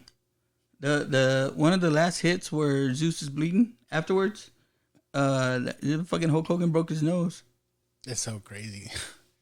I'm just like, in the 80s, this was supposed to be a manly fucking guy, fucking dressed like in tights, a do-rag, and fucking cowboy boots. I don't know. There's few people that can get away with that look. Oh, yeah. It's very few. Oh, and then, okay, so then we find out, oh, he's viewing him. It's like if Napoleon Dynamite's brother was buff. You remember when he, at the end, where he's all on the do-rag and stuff? Yeah. Like, that's what I'm saying, like, for me, like, okay, like I told you, like, my stepdad's black. The do-rag was particularly a black thing, Yeah. As far as what I knew it from or what I remember it from is my stepdad would wear it to, for his hair. And that's where I remember it from. Now, Hulk Hogan starting to wear it, man, like, he fucking adopted it, He had but it was just in this movie, though, right? He didn't. No, there. Even like when he came out with the NWO, he'd have shit like that. But not as his first character, right? Yeah, no, I don't remember too much of that. He'd wear that fucking headband. Oh yeah. Hulkster, Hulkamania. Yeah, and that was the thing, man. His fucking, what you gonna do, brother? And everybody was brother. Yeah, and we should have got some of that here. I know. We like that was the classic thing. Mean Gene, let me tell you something, brother. Oh shit, Hulk Hogan had to cry. He sees his brother in the hospital. I mean, looking back, I didn't think Zeus did that much to him. He kind of like knocked him down a little bit. Mm-hmm. And now he's crying. This is terrible. But they like show him like he's trying to learn how to walk again. And it's like, what? Isn't he like in a wheelchair? It's like, I didn't think he beat him off that bad. This is where they bring out the octagon. They're gonna set up this fight, Zeus and Rip, in his fucking area that Hulk Hogan just fucking fucked up. And they show a little montage, Zeus training, punching bricks, and Rip's got like his brother in therapy, giving him like these water treatments, and like I said, so it starts learning how to walk. It's like, what is going on? It's a Rocky IV fucking montage. You know what I mean? A bad version, but yeah, but like like I said, they basically they probably had a checklist of shit that they had to put in there, and went one by one, and wrote the movie that way. It's like, did he break his back, and that's why he can't walk? Dude, and Hulk Hogan has fucking... You gotta imagine him laying out his outfit for the day, right? He's like, all right, short, spandex, boot wraps, boots, do-rag. Gotta be matching. Gloves. Now, the thing that I was tripping on here is, I don't know, but I don't know a lot of fucking wrestling events or even fucking UFC events where people go dressed like that at the fucking prom in tuxedos and For shit. real, it's just like a rich thing. And they should have made it real. They should have made it like a real arena. It was like this small room. Right? And that was the thing, right? It's like at the network place. Because then like upstairs, there was like all the control room. Yeah, because nowadays wrestling, it's not necessarily about it's about the ratings a little bit, but not necessarily. Back in the 80s, though, it was about like fucking the live shows and how many people you can get to tune in and then to buy the pay-per-view and stuff like that. So to look at a show like this and it's a small crowd, you're not making fucking money. But, again, it's a movie, so. And again, like, his brother got beat up, right? By Zeus. Yet there was no pressing charges or nothing. You know what I mean? It's like, yeah. It's like, oh, these people are just hurt and, it's like there should have been some kind of consequences there. So one of the execs tells bro, hey, okay, we got all this set up, but what if Rip wins? And he's like, he's not going to win. Got this whole plan of holding the girl. And so he has the girl there, and then the brother's there too. The brother and the fucking friend that should have got his ass. Didn't he get his ass beat too? Yeah. He just has a little mark on his face. So bro's telling him, hey, I got the girl. Make it look good for 10 minutes and then you go down. Fucking tells him you'll be pushing matching wheelchairs. What kind of shit is that? I love the fucking I like the kind of octagon feel. There was another wrestling that came up, and they use I believe it was a 6-sided ring, so maybe it was a hexagon, but I like that kind of look. That's why I like UFC now. It's like it's just different. You know what I mean? Yeah, I used to be in the UFC a lot until it got more like boxing. Yeah. It's got too technical now where people just, well, not everybody. They're still good fighters, but there's a lot of people now, they just score points instead of trying to. Well, it's always like they're trying to fight for the rematch. So Yeah. it's like, and they're like, oh, well, people are going to pay for the fucking rematch. But, oh, you win the first one, I'll win the second one, and then the third one will be for real. Another stare down. Hulk gives like about 10 stare downs in this movie. Oh man, his close-up game is strong. It's just so that you get that front part, and they leave you'll notice they leave the bald part out of it a lot. Did you have any in the 80s? You had wrestling toys? I did like the old like the first wrestling toys. Were like just like they weren't really bendy, but they were like rubber figures. Yeah. You know what I'm talking about? Yeah, I remember those. I had I think I had Junkyard Dog. I had Hogan and I had Superfly Snuka, and you could kind of almost move their arms to pose a little bit. Almost, but they were all like, they all had the same pose. Yeah, like that. Their arms up. Oh. You know what? Back when I was a kid, I loved the fucking flea market wrestling toys. Oh yes. Remember those? They'd have a fucking the Lucha Libre. Yeah, it'd have a wrestling ring and all the guys like that. Yeah, they're all little plastic figures too. And a rubber band fucking around the ring. I used to like those. And did you ever buy like those? They look like matches. They were double sided. Oh yeah. And you'd scrape them across the ground. Yeah. Dude, I remember we like I remember my family would go to the fucking flea market a lot. Yep, we always went to the Mission down there off Morrison. I remember getting, because I was real into Bruce Lee at one point, and I got a fucking skateboard with Bruce Lee on it. Nice. And again, I didn't know that it wasn't like, a real technical, skateboard that was built to last. And I tried to do tricks with my friends and fucked it up and fucked myself up. Dude, back in the days, I remember they had skateboards with everything on it. Yeah. But yeah. You can still get that kind of stuff at the flea market. Fuck yeah. My kids don't love all that shit. bootleg stuff. Fuck yeah. Get a toy package with Superman and Spider-Man, the same thing. I think I saw Not that long ago, I saw like a Thomas the Train gun. What the fuck? They just make some weird things. It's like, what? Yeah, well, you can go to the Pica Plaza now and find that shit. But we still you know, I like going out to traders and seeing what everybody has and shit like that, man. It's a fun day. So we finally got our fight, Zeus and Rip. And you know, as far as Rip knows, you know, she's still, you know, he's got to make it look good for 10 minutes, and he's watching a timer, which they never have at fucking wrestling matches, unless it's the Royal Rumble. But they have a timer up there showing, you know, how long it is. Yeah, because he told her, make it look good for 10 minutes.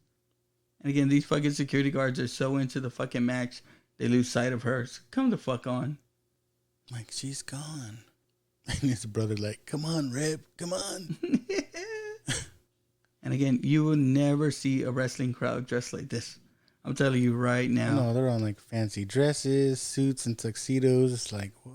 That's what I'm saying. They should have made that look more real. Like the first match that you see. Yeah. In the movie, right? I mean, because how fancy can it be called Battle of the Tough Guys? Hey, who the fuck? Like, you're getting rich clientele to fucking come on and watch this. You know, too, I don't think they say where they're at, right? I don't think so. Like, you would think like something like this would take place in fucking Vegas or something. You know what I mean? Vegas, Cali, somewhere with nice weather because he just wears spandex all day. Oh yeah, you know, can't cover that shit up. So Zeus kind of does his thing where he like grabs both fists and then headbutts him. And then I think Hulk does that later on. Well, and it was, you know, when it came down to it, he knew how to act, but he didn't know how to fucking actually, you know, wrestle and put together a match. And that's why, you know, when it came down to it, and he actually got, you know, hired by WWE and went and did some work with them, you know, he did get some hate because that's somebody's paycheck you're fucking taking away from. That's the way they see it, you know. Yeah. Other wrestlers and stuff like that. So he talked about it, like he did get some hate and stuff like that. But the gist of it is, you know, they brought him along. They thought, you know, he's a well-built guy. You know, they can teach him a few things just to get him by, team him up with Macho Man, and that'll be able to kind of mask what he can do and stuff like that. So he don't have to do too much. But it wasn't working out. Like, he just wasn't, you know, some days he'd listen, some days he wouldn't. Right, because the original plan, I think, right, was to have him and Hogan go at it, but it ended up being a tag team. Yeah, it was the original was they were gonna work to another match, and you know, he came back because he was mad he lost in the movie, and he wanted to fight Hulk Hogan for real and stuff like that. And again, it didn't work. You know, he'd come out and he'd cut a promo, and he just wasn't a good promo. He couldn't speak. He'd call Hulk Hogan a woman and stuff like that. And they found out real quick that they're gonna have to team him up with somebody. Like, he's just planning on killing Rip right now. For real. Like, you know. Rip's brother's like, get up. And Zeus, like, rips a pole out from the ring. And bro's just like, yeah. And again, it's the smallest fucking ring I've ever seen in my life. For real. Oh, shit. So now bro sees the girl escaped. He's like, damn, if he sees her, it's over. But even at that, like, everything we've seen up until the point, like, this dude Zeus should have probably been able to just beat him, right? Like, for real. There's nothing that told me that fucking Hulk had any kind of shot. Get up, Rip, get up. Brother's crying. Oh, shit. He's trying to make the fucking hand signal. I like how Hogan's trainer looks like the trainer from Mike Tyson's Punch-Out. Oh, he definitely does. He definitely does. Now Zeus gonna come back and Oh, it's he fucking gets that Hulk energy. time. He gets that energy. Classic Hogan. Again, like we talked about, he gets punched and just kind of like brushes it off like, whew. There's a lot of that. Yeah. Dude, it's like so much fucking sweat and fucking baby oil fucking going everywhere. He gets those crazy eyes just. Again, just classic. And this is all stuff that, again, when we were fucking acting this out with our little wrestlers, or even when we were fucking, I had a brother, we'd wrestle with each other. You come out and you're doing all these fucking moves, right? Even though they said don't try this at home. Oh, we're definitely fucking trying this shit at home. Here it is. Boom. Oh, nothing. Like Zeus looks all worried now. Hey, look when fucking Craig hit him with the brick. See, now Hogan grabbed his fist and that's going to headbutt him. I was really hoping to see the leg drop in this movie too. Yeah, and I thought about it too, and it's like, I guess since they have this fucking shitty ring that got fucking torn apart by one man with his hand, he couldn't do the, back into the ropes and do the fucking leg drop on him. I know his move in this movie is the double hammer fist. Yeah, and he actually tried that in WWF for a while, and it didn't go over. People wanted to see the leg drop. Yeah, I thought I read that was one of his moves before. I guess he was known for the leg drop, right? And then, well, he talks about too. It's the leg drop. It's like for years and years. I'm just landing on my ass. It's what caused a lot of his fucking back surgeries. Like, this dude fucking had it, but he's still fucking adamant like that. He wants to fucking wrestle again one day, or he's got one more in him or something like that. It's like, dude, you are fucking. He's up there now. He's gonna pull like Mike Tyson and Roy Jones. That's something. He should find another old wrestler. But again, like in wrestling, they can do that. You can, there was times when Vince McMahon was out. Yeah, when Vince McMahon was out there, and if he wrestles with somebody that'll take care of him, and to use the term, he could probably get one out. Like I thought he was done late '90s, stuff like that, and dude came out and like when they started coming out with like his black goatee, and it was like, what? Well, Hollywood Hogan? Yeah, okay, well, even after that, like when he came back to WWF, he very famously, and it's one of his best matches, he had a match with The Rock where the crowd started cheering for him for the first time in a long time. Him and The Rock? I didn't know they went. Yeah, they had a WrestleMania match where it was fucking classic, and so... Was it when he was The Rock, or was he still Rocky? No, it was when he was The Rock. Oh. And in the middle of the match, man, the crowd changed, and so he went from being kind of a bad guy to a good guy. They ended up having the next day to fly to his house because he wasn't prepared for it. That WrestleMania was on a Sunday. The Raw after it was on a Monday. They had to fly home and get his red and yellow stuff so he could come out in red and yellow for the first time in a long time. And that was like, again, the fan in me was like, fuck yes. Pumped. You're like, what? Yeah. I know he receives a lot of hate now. And again, I tell you about him getting booed. When that fucking classic 80s Hulk Hogan song, the Real American song comes out, man, I get pumped. Like, I'm like, yeah. I'm fucking excited. I'm all singing it. That and shit. was the song, man. Yeah. He came out there ripping the shirt. Yeah, fucking. Dun, dun, dun, dun, dun, dun, dun. I wish I had the rights to it. I could play that song. I won't sing it so we don't get sued. But that's how I was telling CM the other day. It's like, when it comes crashing down and it hurts inside. That's it's from that fucking song there. Like that was classic, man. So when that one comes out, like, I still pop. When Stone Cold comes out, I still pop. And then, this movie here, it has that No Holds Barred song. Same dude made all those songs. Jim Johnston, who worked for WWF for a long time. He made that No Holds Barred song, and you listen to that song, man, it'll stick in your fucking head for at least a week. I know I had it playing right now when you were coming no holds barred. And again, classic fucking 80s. More grunting and growling. Got Braille all pissed off in the control room, ripping the whole thing apart because Hulk beat Zeus here. And now Hulk's going to go after him. You stay away. I like how he calls him jock ass. Yeah. They asked him, is that a fucking term that Vince uses? He's like, I've never heard Vince use that fucking Jock term. ass. He tore up the control room and now he ends up electrocuting himself. Right, because Hulk Hogan's too good to kill someone, but if the dude is this the ending that they thought of? Killing himself, yeah. He saw that one on the shitter. Again, everything's all good now. It's all right.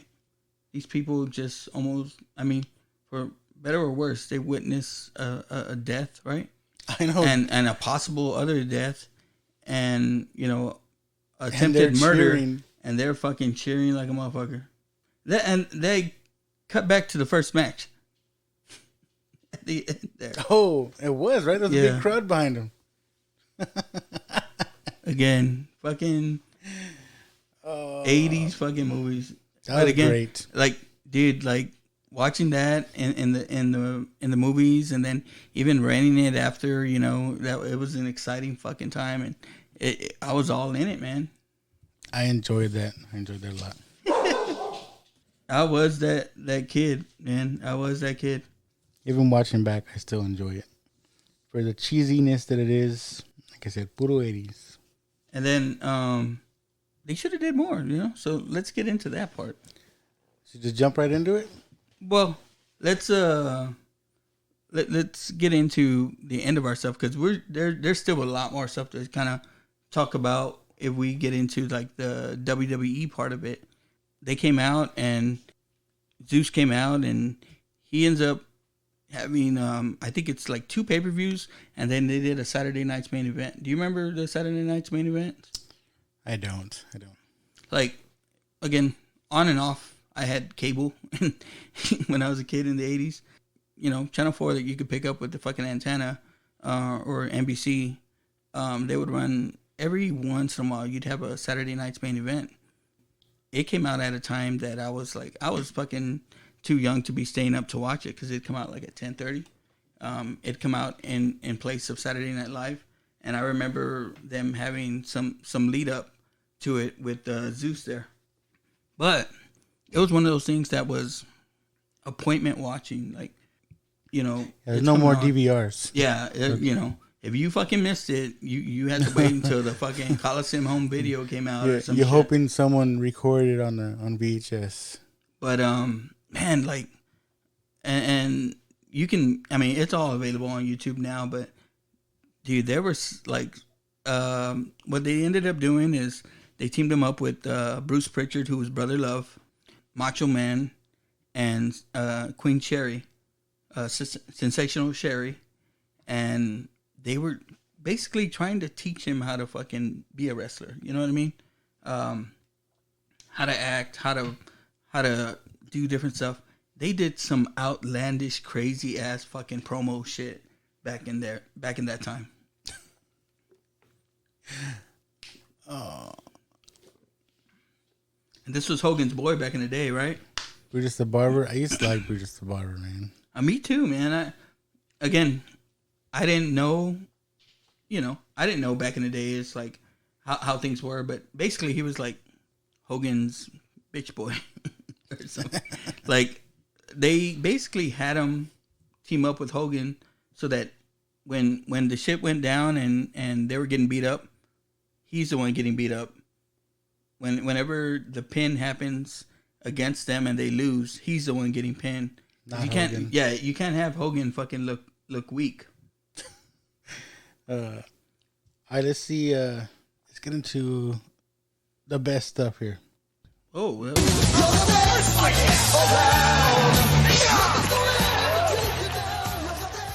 What's the best part of this movie to you?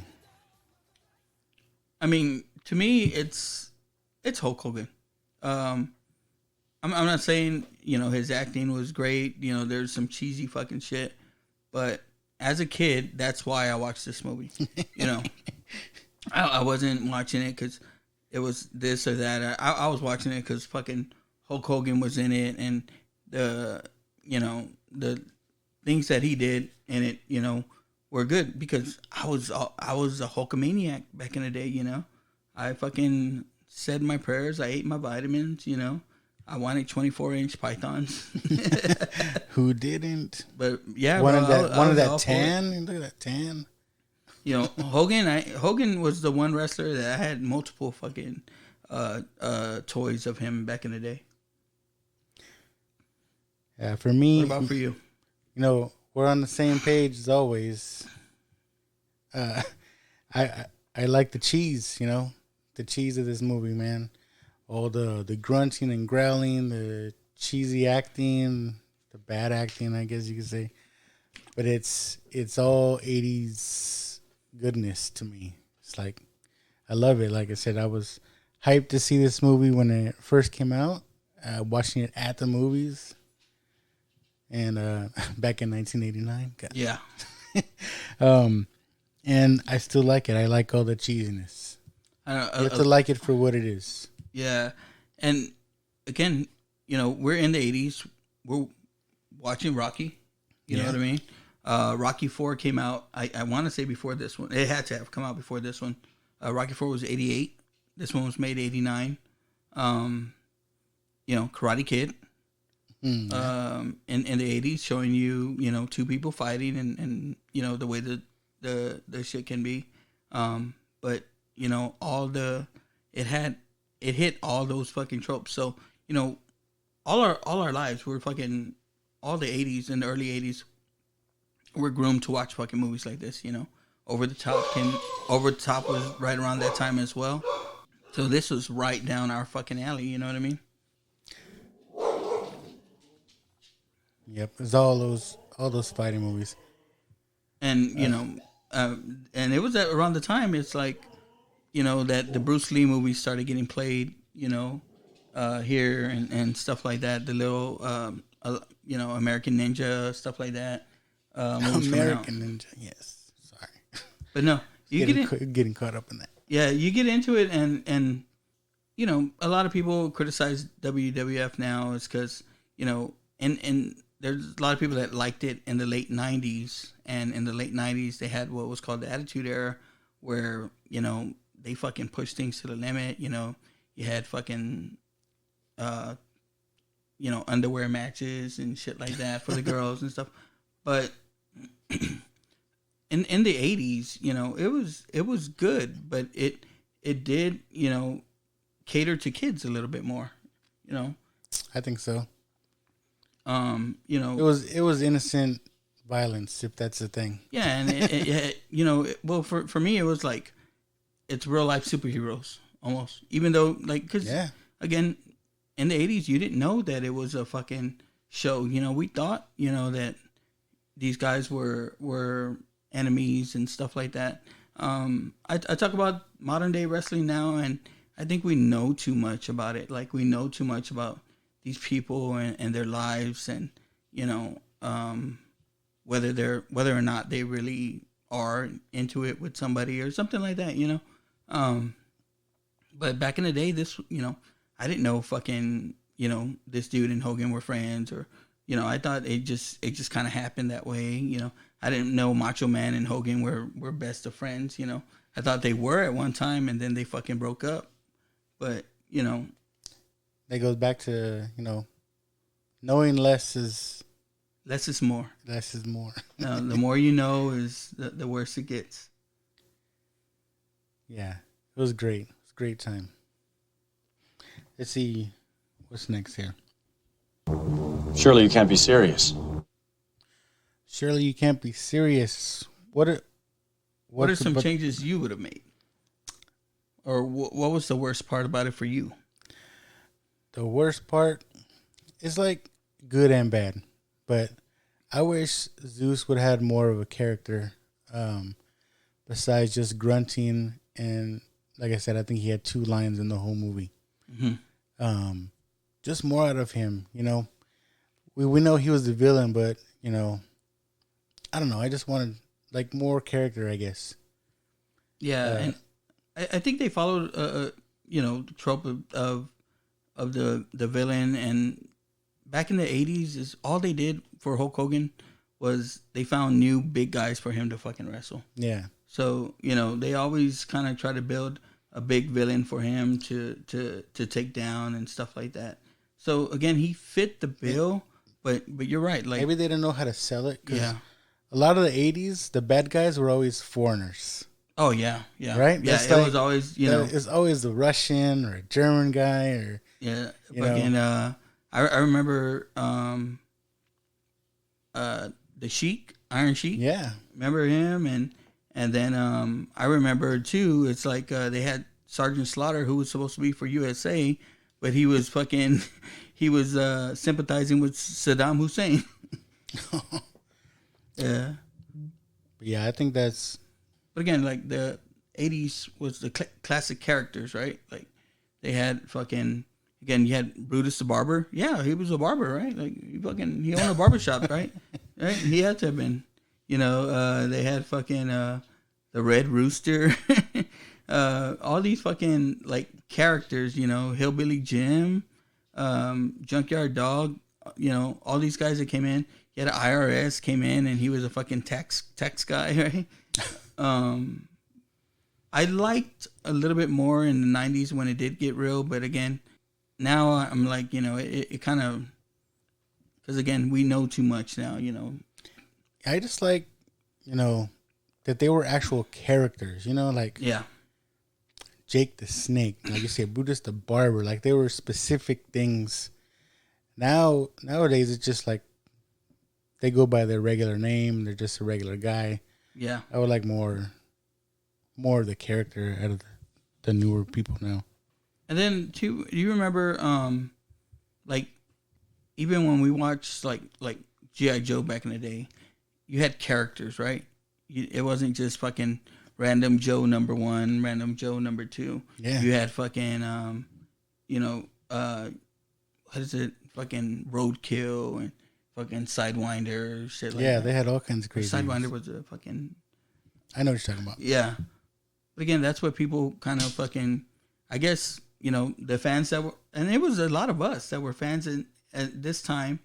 You know, we grew up a little bit and, you know, the 90s were a little bit of a different time. And, you know, I guess our tastes evolved and, you know, we started wanting to see real shit. Real world come out, you know, what happens when people start being fake, start being real. Did we get your worst? No. Okay, yeah. The worst part for me was, you know, there's not a lot of stuff I hated, but again, the stuff that for me in the 80s was just like fucking, it's time to go to the restroom or it's time to go get popcorn. Or like the love scene and stuff like that. I wasn't there to fucking see that shit. Even now, it's fucking it's cringy, you know. I understand it all, but I was. Yeah, we didn't need to see Hogan's cheeks. And then again, like it was like, for me, the movie was made for kids, right? It was made for us in the 80s. You know, what kid was there to fucking watch that scene? I know. Yeah, like I said, that scene. I guess if we jump into the next part here. Oh, some of the worst things back in the day, or even now, it's like if you're watching a movie with your parents and a fucking love scene comes out, you're like, fuck, it's fucking so awkward. You know what I mean? Yep. So we jump into If I can change, Я думаю, что каждый тоже изменился сегодня. and you can change. Everybody Can Change. I would definitely change out that love scene or that whole in the hotel room scene. Because they didn't need to see Hogan's butt cheeks and Yeah, even though the movie wasn't that long, like we didn't need it. They could have shown a different type of scene where they started falling for each other. I don't know. It just seemed out of place for this movie. Yeah. For me, the change would have came with the character. I would have made him Hulk Hogan, right? Because if they're gonna, you know, and they did have a plan to do this. If they're gonna do this and bring him into the real WWF, why not do it with Hulk Hogan? Like maybe because Hulk was married at the time, he didn't want to do. You know, it's weird for him to do a love story, being Hulk Hogan. But you know, why didn't they just use Hulk Hogan? As I'm thinking about it, it's like I don't know if it's a requirement because I'm thinking of Bloodsport. You see Bloodsport? Jean-Claude Van Damme? Yeah. Right? An unnecessary scene is, he gets with that reporter girl. Oh, yeah. And he shows off his butt cheeks in that. Well, he does the splits. But again, but it's a similar kind of thing. It's like, but I think even Bloodsport was made more for. It wasn't made for. We loved it as kids, but it probably wasn't made more for kids. Fucking this movie was made for kids. You know what I mean? It was made for the fans, which are probably majority children. At the time. Yeah. But I think again, I would have, I wanted to see fucking the "What You Gonna Do, Brother," and I wanted to see the pose. I wanted to see him holding his hand to his ear, stuff like that. Definitely, I think that's what fans were probably wanting in this movie. Here it is. We're talking about this. We're watching the actual SummerSlam fight with Zeus and Macho Man versus Hogan and Brutus the Barber. And he did just what he did in the movie. Macho Man had him in a headlock, and they pick up his arm, and then he raises his arm, starts shaking, and then now he's all pumped. Do you remember the storyline, the original storyline that Hulk and Macho Man had? I don't. Well, it weren't they even together at one point? Well, that was the thing, right? Like they did a whole year where they were tag team partners, and they were called the Mega Powers, right? Like when Hulkamania and Macho Madness come together, it's crazy. And but they did this story where they started to do this played out story, and where of course a girl comes between them.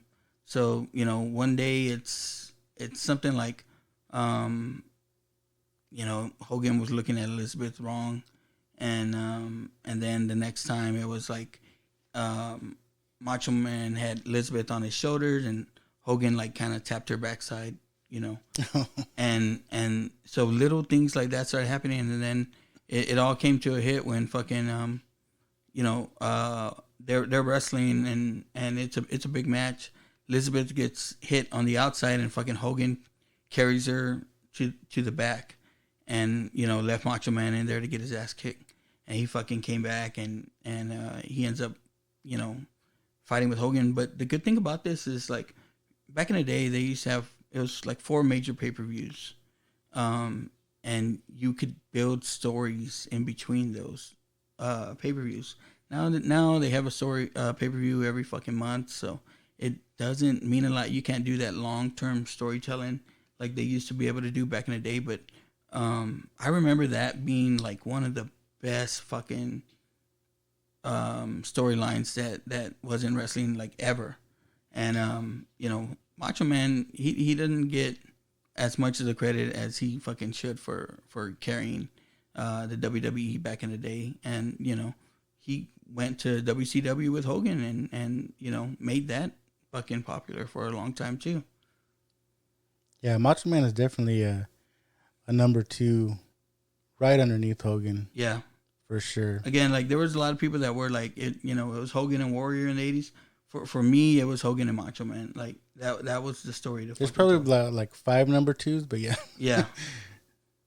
But you could see there's a lot of coaching of Zeus. If you watch and you pay attention, Macho Man's having to tell him a lot of stuff during their matches, and that's why they teamed him up, and they have Sherry there because they had to tell him, "Hey, stand here. Hey, do this." Like, no, you could tell he didn't really know what he was doing because, just before this, they were just in the middle of the ring, and he was just holding Hogan, just like he was hugging him. Yeah, like, that's all he could do, like a bear hug. All right, what do we got left? Spinoff or sequel? Spinoff or sequel? What you got on this movie? Hey, I mean, they could have went on to a part 2, right? Or had something come back up, but this movie hit, and it came out to about 4 million in the opening weekend, and it didn't do that well. Again, it's 1989, so you can imagine some of the classics that it had to come out against at that time. But you know, it didn't do that well, so they weren't gonna fucking do a sequel. But you know, it did make them money. You know, they spent $6 million and got $16 million out of it, and they made some money somewhere. So they could have did more. It didn't have to be with Zeus. It could have been another Hogan story, but you know, it was successful in my eyes, I guess. Yeah, I think it would have been cool. Maybe his brother get recovered, and maybe his brother start wrestling, and I don't know. Because that's the thing you talked about. Is like you talked about like the WWE having a lot of movies that they produce and stuff like that. They don't have. I mean, none of those movies you mentioned, none of those are wrestling movies. You know what I mean? No. And they have people that can tell that story. They're all like they're firefighters, or like the Marine. They're all like these big roles. Like one of the previews on this one was like a scary movie. I was like, oh yeah, it's with that Kane character that see no evil. I was like, what's going on? Now, to me, like I think, like I like the Rock show because it kind of shows some of the background and stuff like that. But I totally think there's room for a sitcom out there or a TV show out there that deals with the backstage stuff of wrestling. Like we got a little bit of it with the Glow movie. I mean Glow show. I didn't see that one. That came out on Netflix. The women wrestlers. Yeah, and that was pretty good. But like there's stories to tell. Like there's fucking situational stuff that they could do, and you know if it ever does come out, like it'll be good, and it'll have wrestling fans fucking ear and stuff like that. And there's a lot of wrestling fans. That's why this stuff makes money, man. It's like there's a lot of it. They hit that 18 to 49 fucking category that they try to get into. You know what I mean?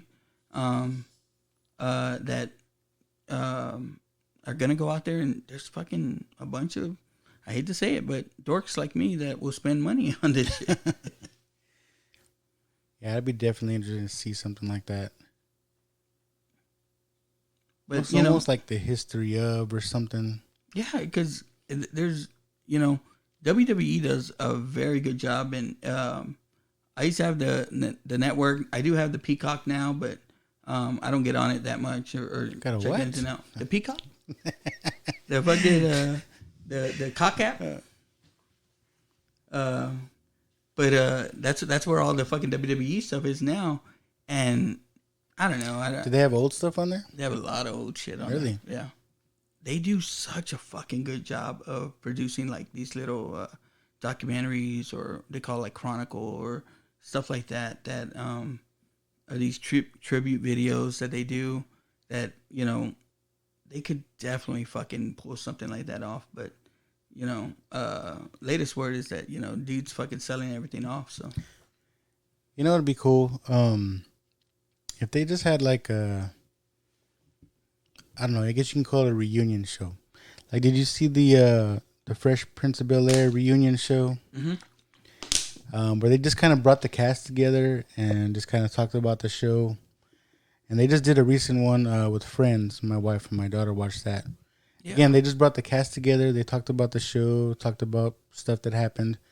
I mean, I wouldn't mind seeing something like that. Like, you know, bring Hogan, bring some of the older wrestlers that are still alive.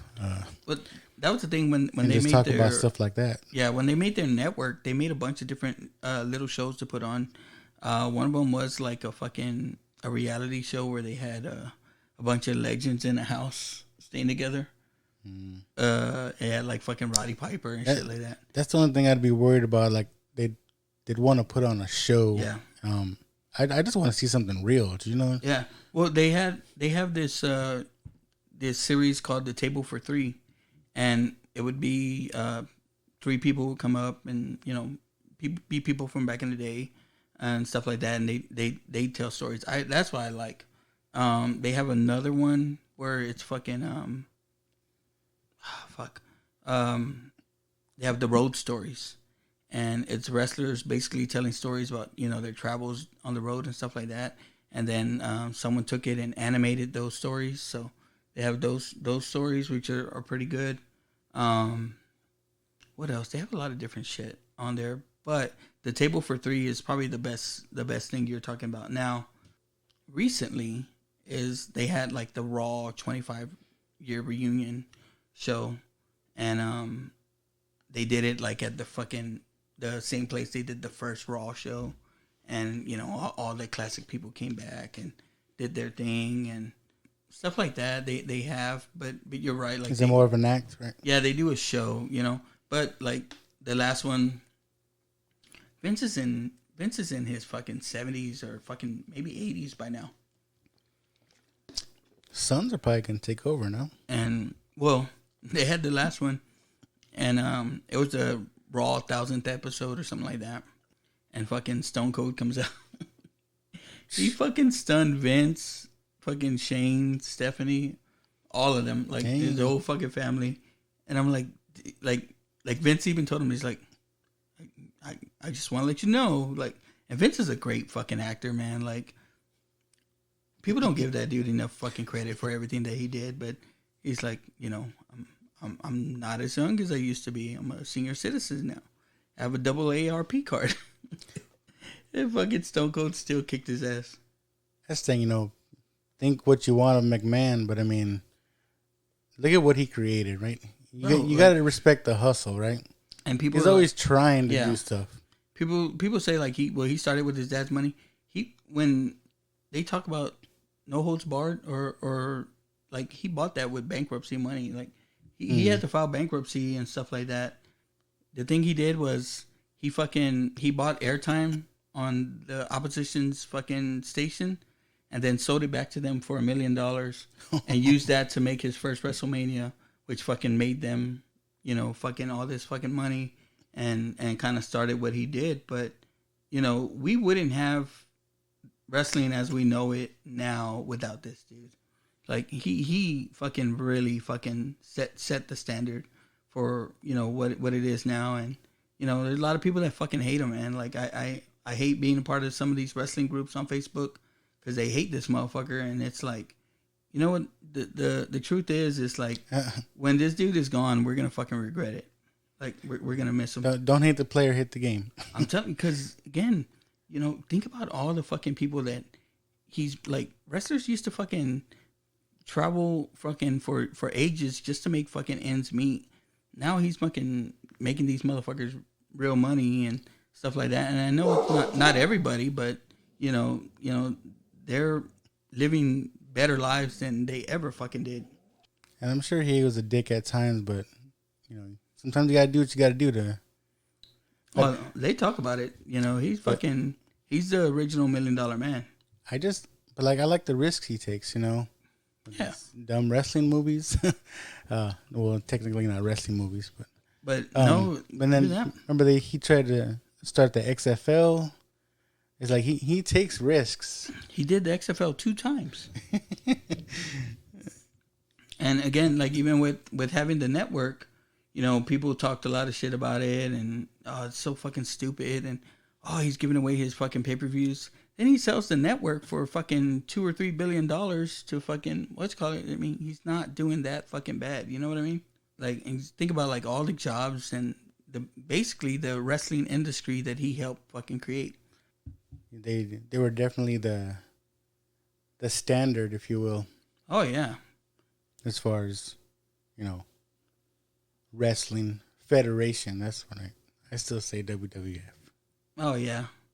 And you know, he came out and he was like forever. He didn't want to be part of the story, stuff like that. But you know, he did what he had to fucking do. He did a lot of shit that, you know, he, like I said, he filed for bankruptcy. He's a workaholic, you know, the stories that you hear about him. And so it's, you know, it's something to be said. Like, you know, he is an innovator in fucking entertainment, you know. He is all these good things, but you know, people tend to just focus on the negative, and you know, he didn't push my favorite wrestler right, so I don't fucking like him. It's like, come the fuck on, dude. He's giving these guys fucking opportunities to make names for themselves. But even like Hogan, like, you know, a lot of the negative shit about him, like towards the end of his career when he was wrestling is he had creative control over his character. So if he wanted to say no to doing something, he fucking would. But you know, a lot of it is like, you know, he's a smart dude. You know, if he's there to make money. You know, these motherfuckers, all these wrestlers, they're there to make money. You know, while they love the fans, everything like that. End of the day, you know, they ain't fucking worrying out their bodies for nothing. You know what I mean? He's a showman. Yeah. So, you know, if it's not gonna make money, he's not gonna participate in it. But, you know, there is some shit like that. You know, I think Hogan was a little shady as well. You know. I want to see something about like how they all took steroids and stuff.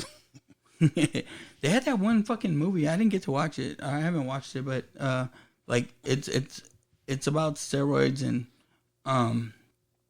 what was fucked up is when WWE went through the steroid case, he fucking left WWE. You know, he's like, I'm out of here. Yeah, he's like, fuck that shit. And he goes to WCW and man, I mean, fuck. You know, he was doing that shit there.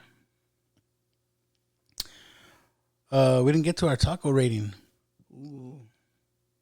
It's gonna be a tough one for the taco rating, and you know, while I do love it, there is stuff wrong with it. It's not, you know, we're not going 5 for 5 here. But what do you got it as? I would give it. I mean, I like it for what it is. Just like I keep going to. Go down to that bottom one, the steel cage. How many tacos you giving it? So, I keep going back to like Batman and Robin, the one with Mr. Freeze. It's so cheesy, but I like it because it's so cheesy, and this movie kind of falls in that same category. So even though I like it, I would give it. I would say 2.5 tacos. Yeah. Yeah. 2.5 breakfast tacos. Breakfast tacos. You know, it's for me. It's right about there. I give it 2.5, maybe even 3, but it's not your favorite taco, and it's maybe a taco that was given to you by a friend. Like, you know, hey, you want a taco? Yeah, I'll take that country and egg, even though I never really get country and egg. It's just, it's one of those movies, like I said, no, I saw this movie at the theater, and I can pretty much guarantee I don't think I've seen it again until right now. But when people talk about it, I know what they're talking about it. You know, the Dookie scenes, like, it's still memorable, but it's not one of those like, oh, you know what I want to watch? I want to watch No Holds Barred. And for me too, it's like there's not a lot of wrestling movie options out there. You know, even up until recently, when The Wrestler came out, it had been a while, but it was this movie, and then it was fucking Ready to Rumble in like 99 or something. So I honestly, I saw it when it came out, and I've gone back and watched it, and I try to, you know, show it to my kids. And, you know, you always try to turn your kids on to stuff that you liked as a kid, but, you know, they didn't like it that much.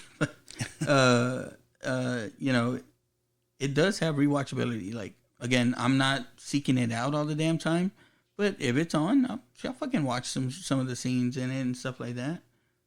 And then, too, it's like, I liked when this stuff came out, you know, the wrestling part of it, and the SummerSlam and this, like I said, this cage match, I like that shit. So, you know, I was there for it. But again, it's, you know, I'm not gonna sit there and stand on the soapbox and fucking defend this movie to people that don't like it. You know, it's not, just like wrestling, it's not everyone's cup of tea. But if you're a wrestling fan, you probably liked it. Like I said, I liked it. It's not too often they brought out the cage match, right? No, and this was the classic fucking cage match. It's open on top. The classic blue one, you know, that was the one I always remembered as a kid. You know, as they got. It's not extremely high like the other ones. Yeah, but I want to say this was the one where they came, and I think it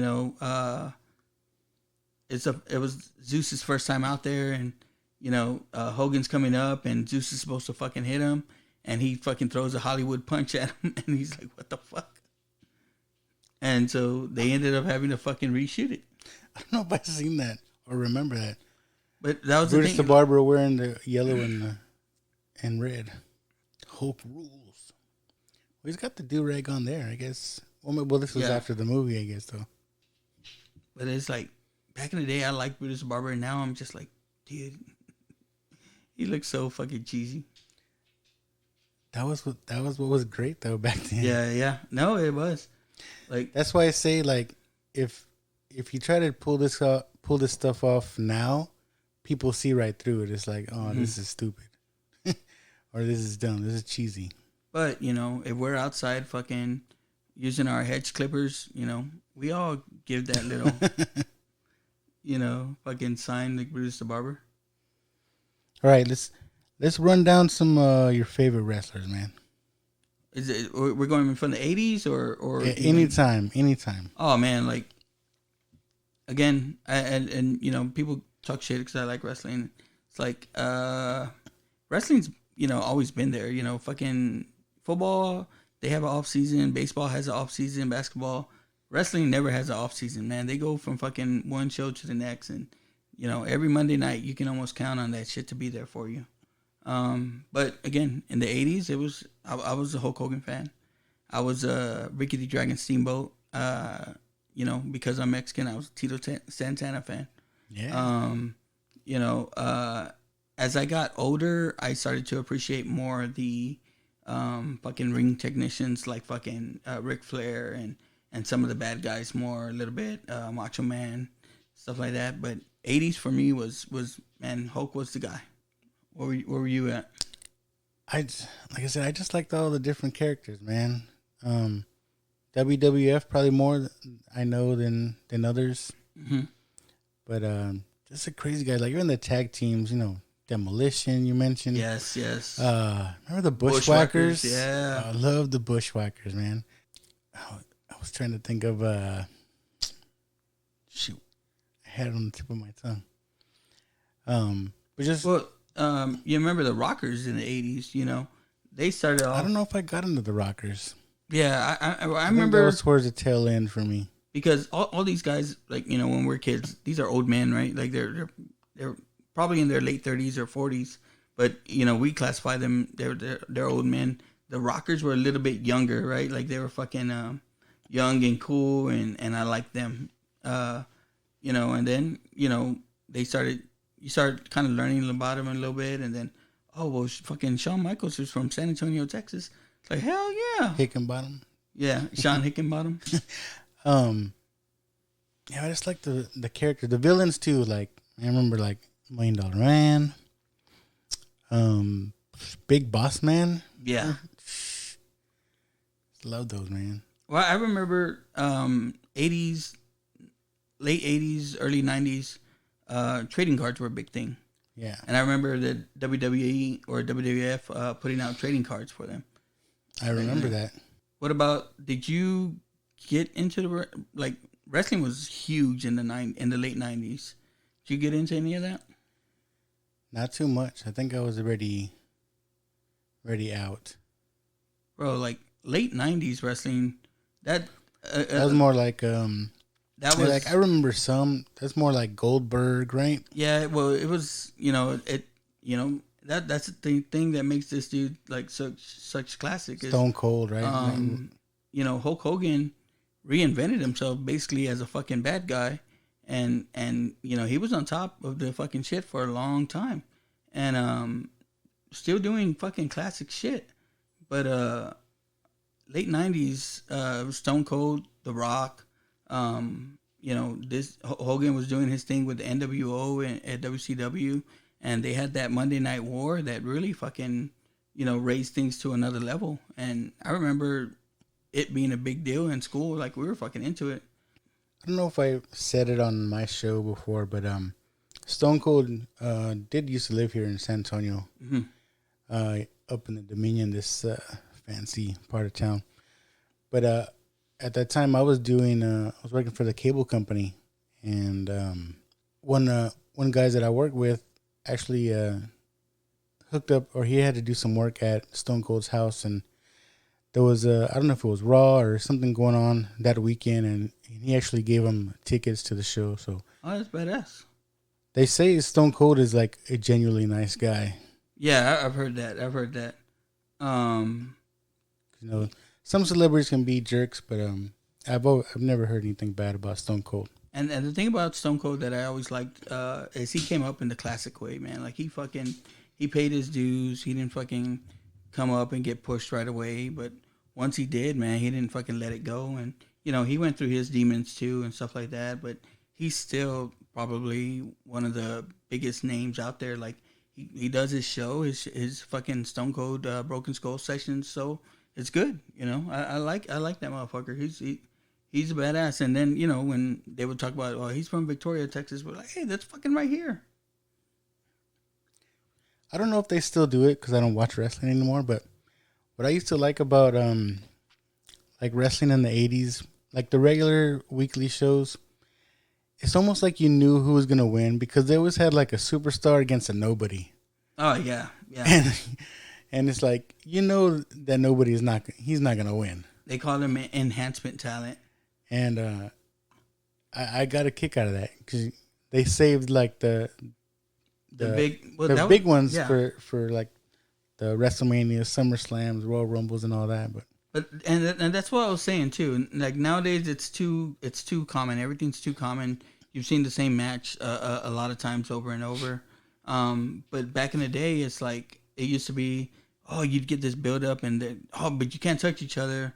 Until the pay-per-view, so they build it up to sell pay-per-view, or the only way you're gonna see this match is if you come live, when we're in your town, stuff like that. So that's what they used to build on. Now it's just like fucking, we're gonna do it Monday for ratings and stuff like that. Which again, it's okay, but for me, I liked when they build stuff up and then they just fucking give it to you right away. Do you think that wrestling has a future going on forward? I don't know. That was the thing that I was thinking about this week, because it came out like WWE fired or let go like 6 people, and again it was people. Some of them were big names, but what they're saying is that Vince McMahon is letting go of contracts because he's getting ready to sell, and part of me feels like, dude deserves to, like, he's old already. He doesn't have, I don't know how much time this dude has left, but he's still working as hard as he fucking ever did, producing all these damn shows and stuff. But like I said before, it's probably gonna be a sad day if this dude does give it up. And there's other organizations out there, right? Oh yeah, there's and that's the thing too, is like nowadays there's so many other options out there that it's a good time to be a wrestling fan. But a lot of people like to just fucking, there's 2, I guess, main here in the United States is like this AEW show that just started with Chris Jericho and them. And there's the WWE, but there's also TNA, there's Ring of Honor. I like the local wrestling show, the RCW, that they do here. There's people in WWE now that started off, working over here or did matches over here. So there's a lot of different options. That's why it's, for me, I think it's a good time to be a wrestling fan. But at the same time, it's just like, dude, like if this dude does go away and it doesn't, go into the hands of his family and stuff like that, I don't know. I guess I'll be interested to watch and see what they do. But like even I have not paid as close attention as I used to back in the day.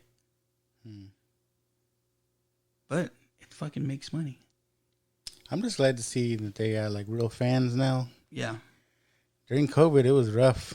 Dude, yeah. Like they'd have that piped in fucking crowd chants and shit like that. I couldn't stand that shit.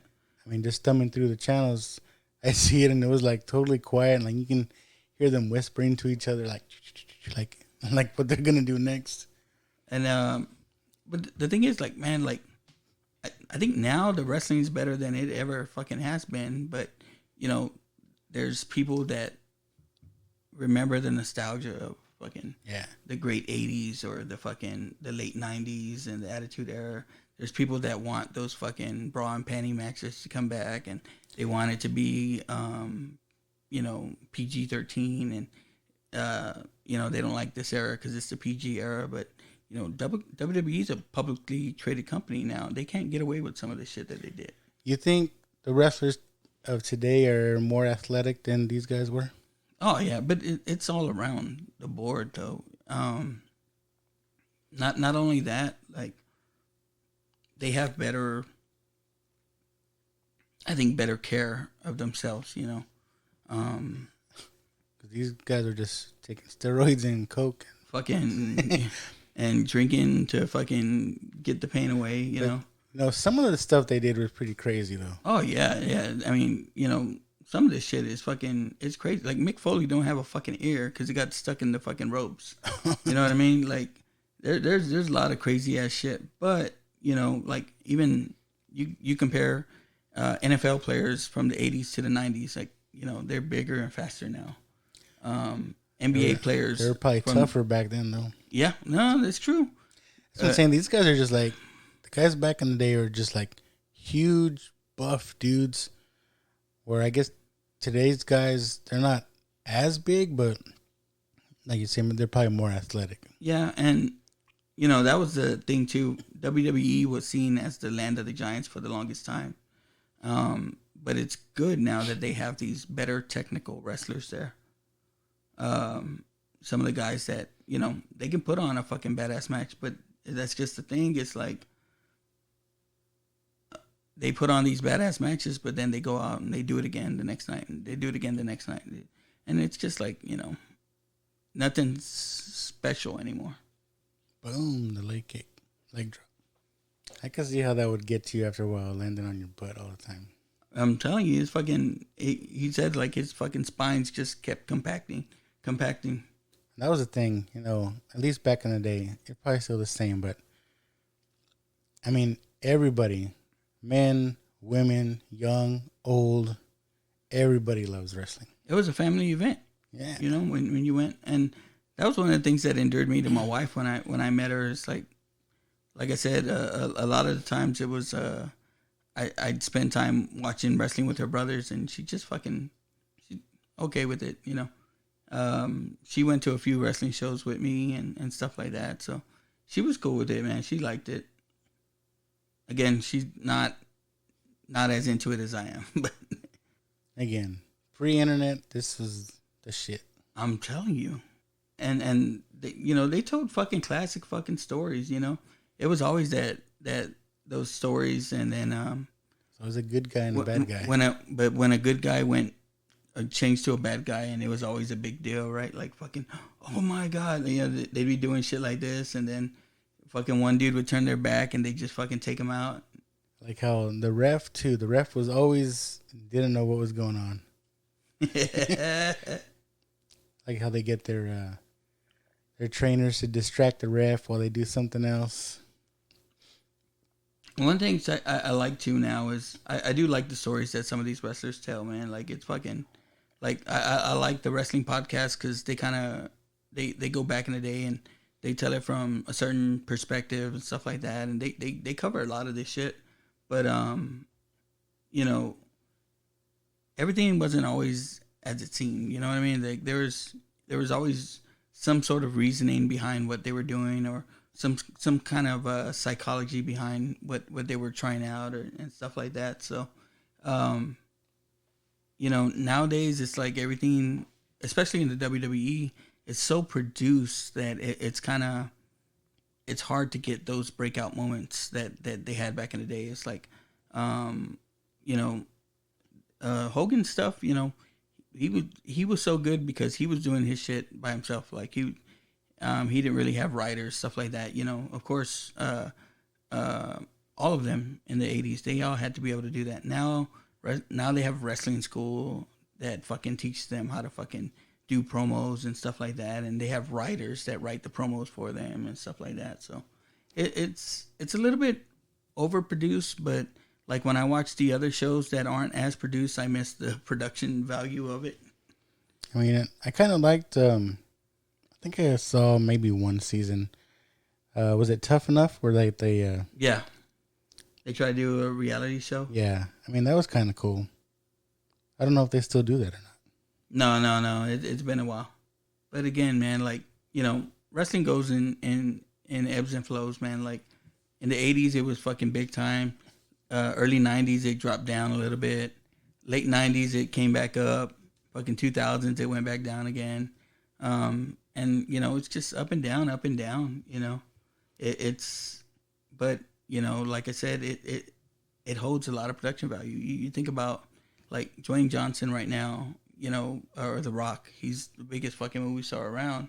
Came from fucking wrestling. Yep. I'm not saying Bautista's fucking, a great actor by any means. We talked about it last week or the week before last, but he started off as a wrestler, and now he's a star. John Cena, wrestler, now he's a star. So, it's those two. I don't think have the same charisma as The Rock, but no. I think John Cena is gonna do well. I really like when he does like the comedic stuff. Yeah. Like he had a very small role in you ever seen the movie Sisters? Mm-hmm. Where he's the drug dealer. Oh yeah. I like him in stuff like that. And then he came out in the Mark Wahlberg movie. Oh yeah. Yeah, so Daddy's Home. And then he did that. Me and my wife liked it. I forget what the name of the movie was, but it's where he's a parent. I haven't seen it. Blockers? Yeah. I haven't seen that yet. And he's fucking funny, man. Like, he has good timing. But like I said, that's what these dudes get them ready for, When they're out there wrestling and stuff like that, sometimes, it is produced, but then sometimes they got to call shit. They're literally on acting. Yeah. So, by the time they get to a movie set, it's second nature to them. Have we talked about what we're going to do next time? Ooh, we haven't. We haven't even. I know we have wanted to do a scary movie. Mm-hmm. So watchers, I haven't talked to Joe yet about this, but I was trying to figure out a way how to get you guys involved. So if we don't have anything planned, we want to kind of draw from your guys' suggestions. So I'm gonna make. I think I'm gonna call it the Watch Box. I think that was kind of a cool name. So I'm gonna start a post, just asking for your guys' suggestions, and whatever you guys suggest is gonna go into this Watch Box. And if we don't have anything planned or anything scheduled for other people, other shows, we'll pull from this Watch Box, and it'll be movies directly from your guys' suggestions. And I will post a video whenever we draw a movie out of the Watch Box. Yeah. So, what are you thinking about for next week? I don't know. I know we want to do scary. Well, I was thinking too. It's what is it? Is it? I believe it's this Friday. We they want to get us on just another Friday night. Oh yes. Maybe we do a double show then. Yeah, because they want to do. Well, they don't like revealing it, so we won't reveal it. But we'll be quiet about it. So yeah, look out for this Friday. Our good friends of the show, Just Another Friday Night. We talk about them all the time. They talk about us. We're gonna be on their show Friday night. Right? This Friday. Friday night. Friday. It'll be live and in color. Live, so that'll be fun. Yeah. So we're gonna join them in their studio, right? I believe so. That's the plan right now. So,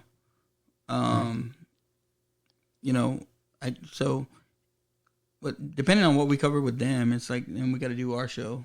Yeah. So, we'll think of something until I come up with the Watch Box. I already told you, because we're gonna have to hit up all the movies. We should start our Batman series already. You want to do a Batman? I mean, if we started off, I think we started off with the classic Batman, right? We either go Adam West movie. We can go Adam West, or we can go 89, but I think we go 66. All right. I gotta find a copy of that. I'm sure it's out there. Oh, it's somewhere. All right. Well, I'll look for that. So we'll talk about with Just Another Friday Night. Yeah. Yeah. If they want to stay on our show, I mean, we won't be able to watch it over there, but we could definitely talk about it. Get into it. I mean, I'm sure freaking Double A has that movie in his head already, man. That dude's an encyclopedia. Maybe I'll play it on my phone if I can find it.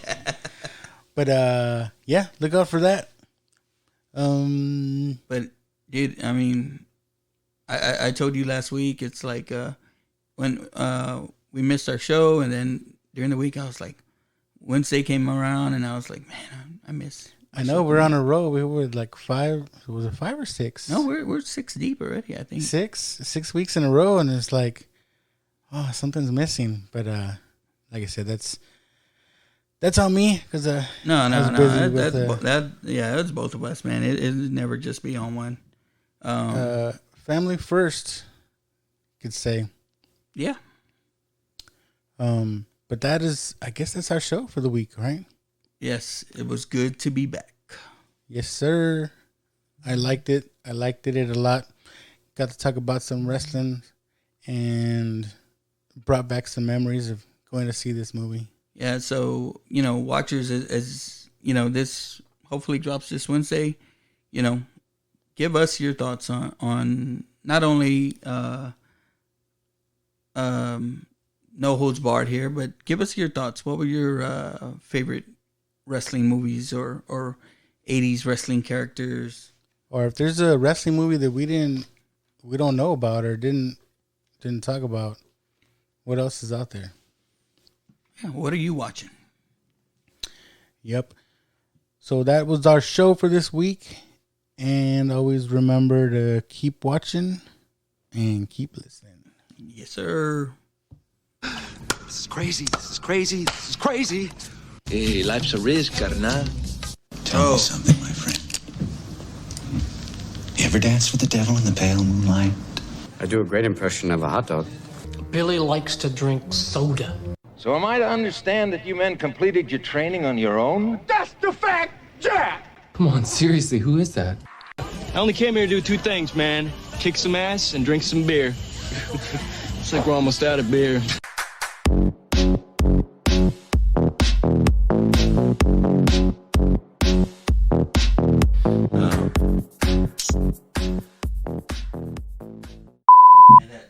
That song gets in your fucking head. Yeah.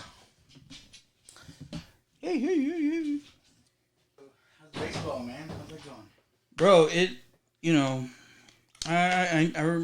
I know it's always busy, but it seemed like this weekend we're a little bit more crazier than usual. But my son's been on fucking. He's been on fire. But is it like a club league or? It's a select league. Yeah, that's what I meant, I guess. Yeah, it's he plays and they practice right out here. When they do, they go to that hitting facility that the coach, his name is Jimmy Gonzalez. Now my son's coach, his name is Ponch Bafidas, and what's funny about this dude is like we've known him. I mean, he's coached my son for about 5 or 6 years. But when he in the 80s, he was on American Gladiators. Oh yeah. Yeah. Really? He was on American Gladiators, bro, and fucking how do I say? An older guy then? Yeah, he's a little bit older, but dude's still in shape, man. But he actually won on there. Really? Yeah. And I'd always tell him, I'm like, dude, I want to see the show. He goes, oh no, I don't know if I even have it. I think my mom does. He has. I got on YouTube and and it's badass because he won. But like there's one part where he talks shit to like Nitro, and this dude's my height, and I mean he's a little strong, but he's my height, and fucking Nitro knocks the shit out of him with that. They're on the joust. Yeah. He fucking boom real quick. It's fucking funny, but that's the way this dude is, man. Like we've gotten into it with other teams and other coaches, and the motherfucker steps up to the biggest motherfucking dude and fucking wants to fucking fight sometimes. Like, goddamn, dude. Every once in a while, I gotta be on the ready. It's like, oh shit. American Glad. That almost goes with this show, man. Yeah. This show is puro 80s, man. This is all cheese and it's great. Did you watch it all? Yeah. What does it have on the extras? It has the actual the matches. Oh, from SummerSlam. Yeah. Okay. Yeah. Dude. Because the one you gotta we'll watch. talk about it, but I think it was saying if the movie did good, it was gonna be Hulk Hogan and Zeus facing off. But because it bombed, it was a tag team. Well, no, it wasn't even that. This is Zeus and Macho Man versus the Hulk and when they Brutus the Barber brought this dude in, and then they start noticing like he sucks. Like, hey, he can't, without the, without the camera angles and the things, like he sucks. Like, I'll talk about it when we get into it too. But their first match, he's supposed to come out and he's supposed to hit Hulk Hogan and stuff like that. But like in wrestling, they do hit. Like they at least touch each other. This dude threw a Hollywood punch and they didn't even get anywhere close. And you do that in front of a live crowd, bro, and they're not gonna be like, oh yeah. Yeah, they thought he was gonna be. I think they said he only did three matches.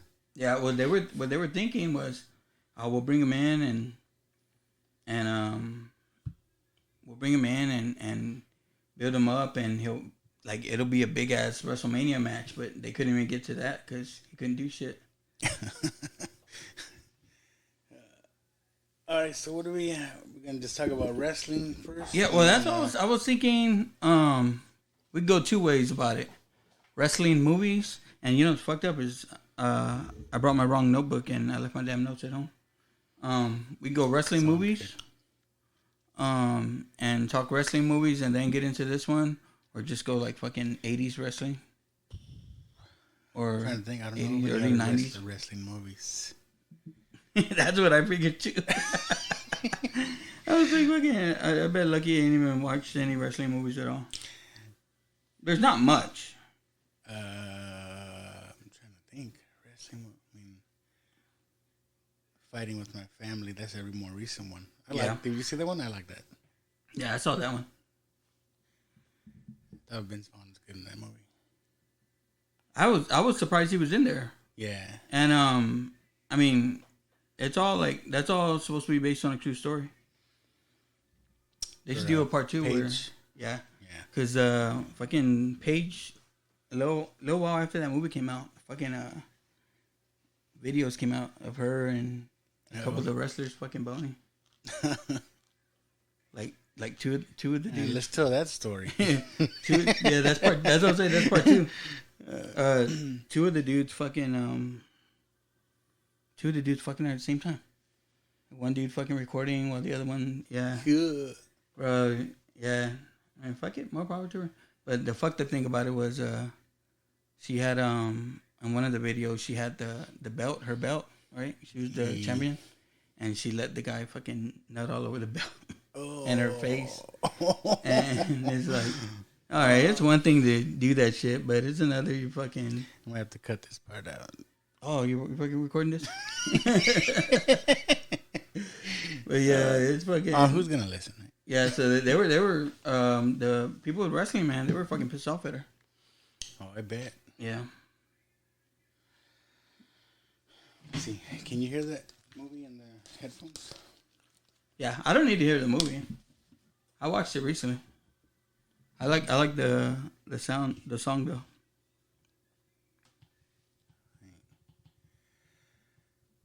Oh shit! It's been a while, man. Dude, it feels like it. So I guess we'll start off too. We'll talk about what we've been doing. Yeah. In our week missed. Talk about my son graduating and stuff. Good deal. Good deal. I didn't write anything down like for the ending. Oh, I didn't. Just gonna have to wing it. I got it. We're gonna have to wing it. Well, it's a wrestling show, so we're gonna call it In the Ring. Oh, you're not I forget, like, you're not a big wrestling fan. I mean, we'll talk about it, but the last time I went to see wrestling, because didn't you go to the one the same as Chuck did? Yeah, well, I've been to a lot, but yeah, it was 1998 or 99 in June, and Stone Cold was there. That's a long time too. Yeah, but the last one I went to was maybe like 2 or 3 years ago, or maybe a couple years ago. Gotta put these on because getting old. Yeah, my brother-in-law's brother works at WWE, and every once in a while, like, you know, he knows I'm a big fan, and he'll offer me tickets, and me and the boys will go. It's cool. They're not as big fans as they used to be. I guess, like, I was a big fan in the 90s, and then like 2000s and stuff kind of got away from it. And then when I had my boys, kind of got back into it, and then I stayed into it, and they were like, yeah.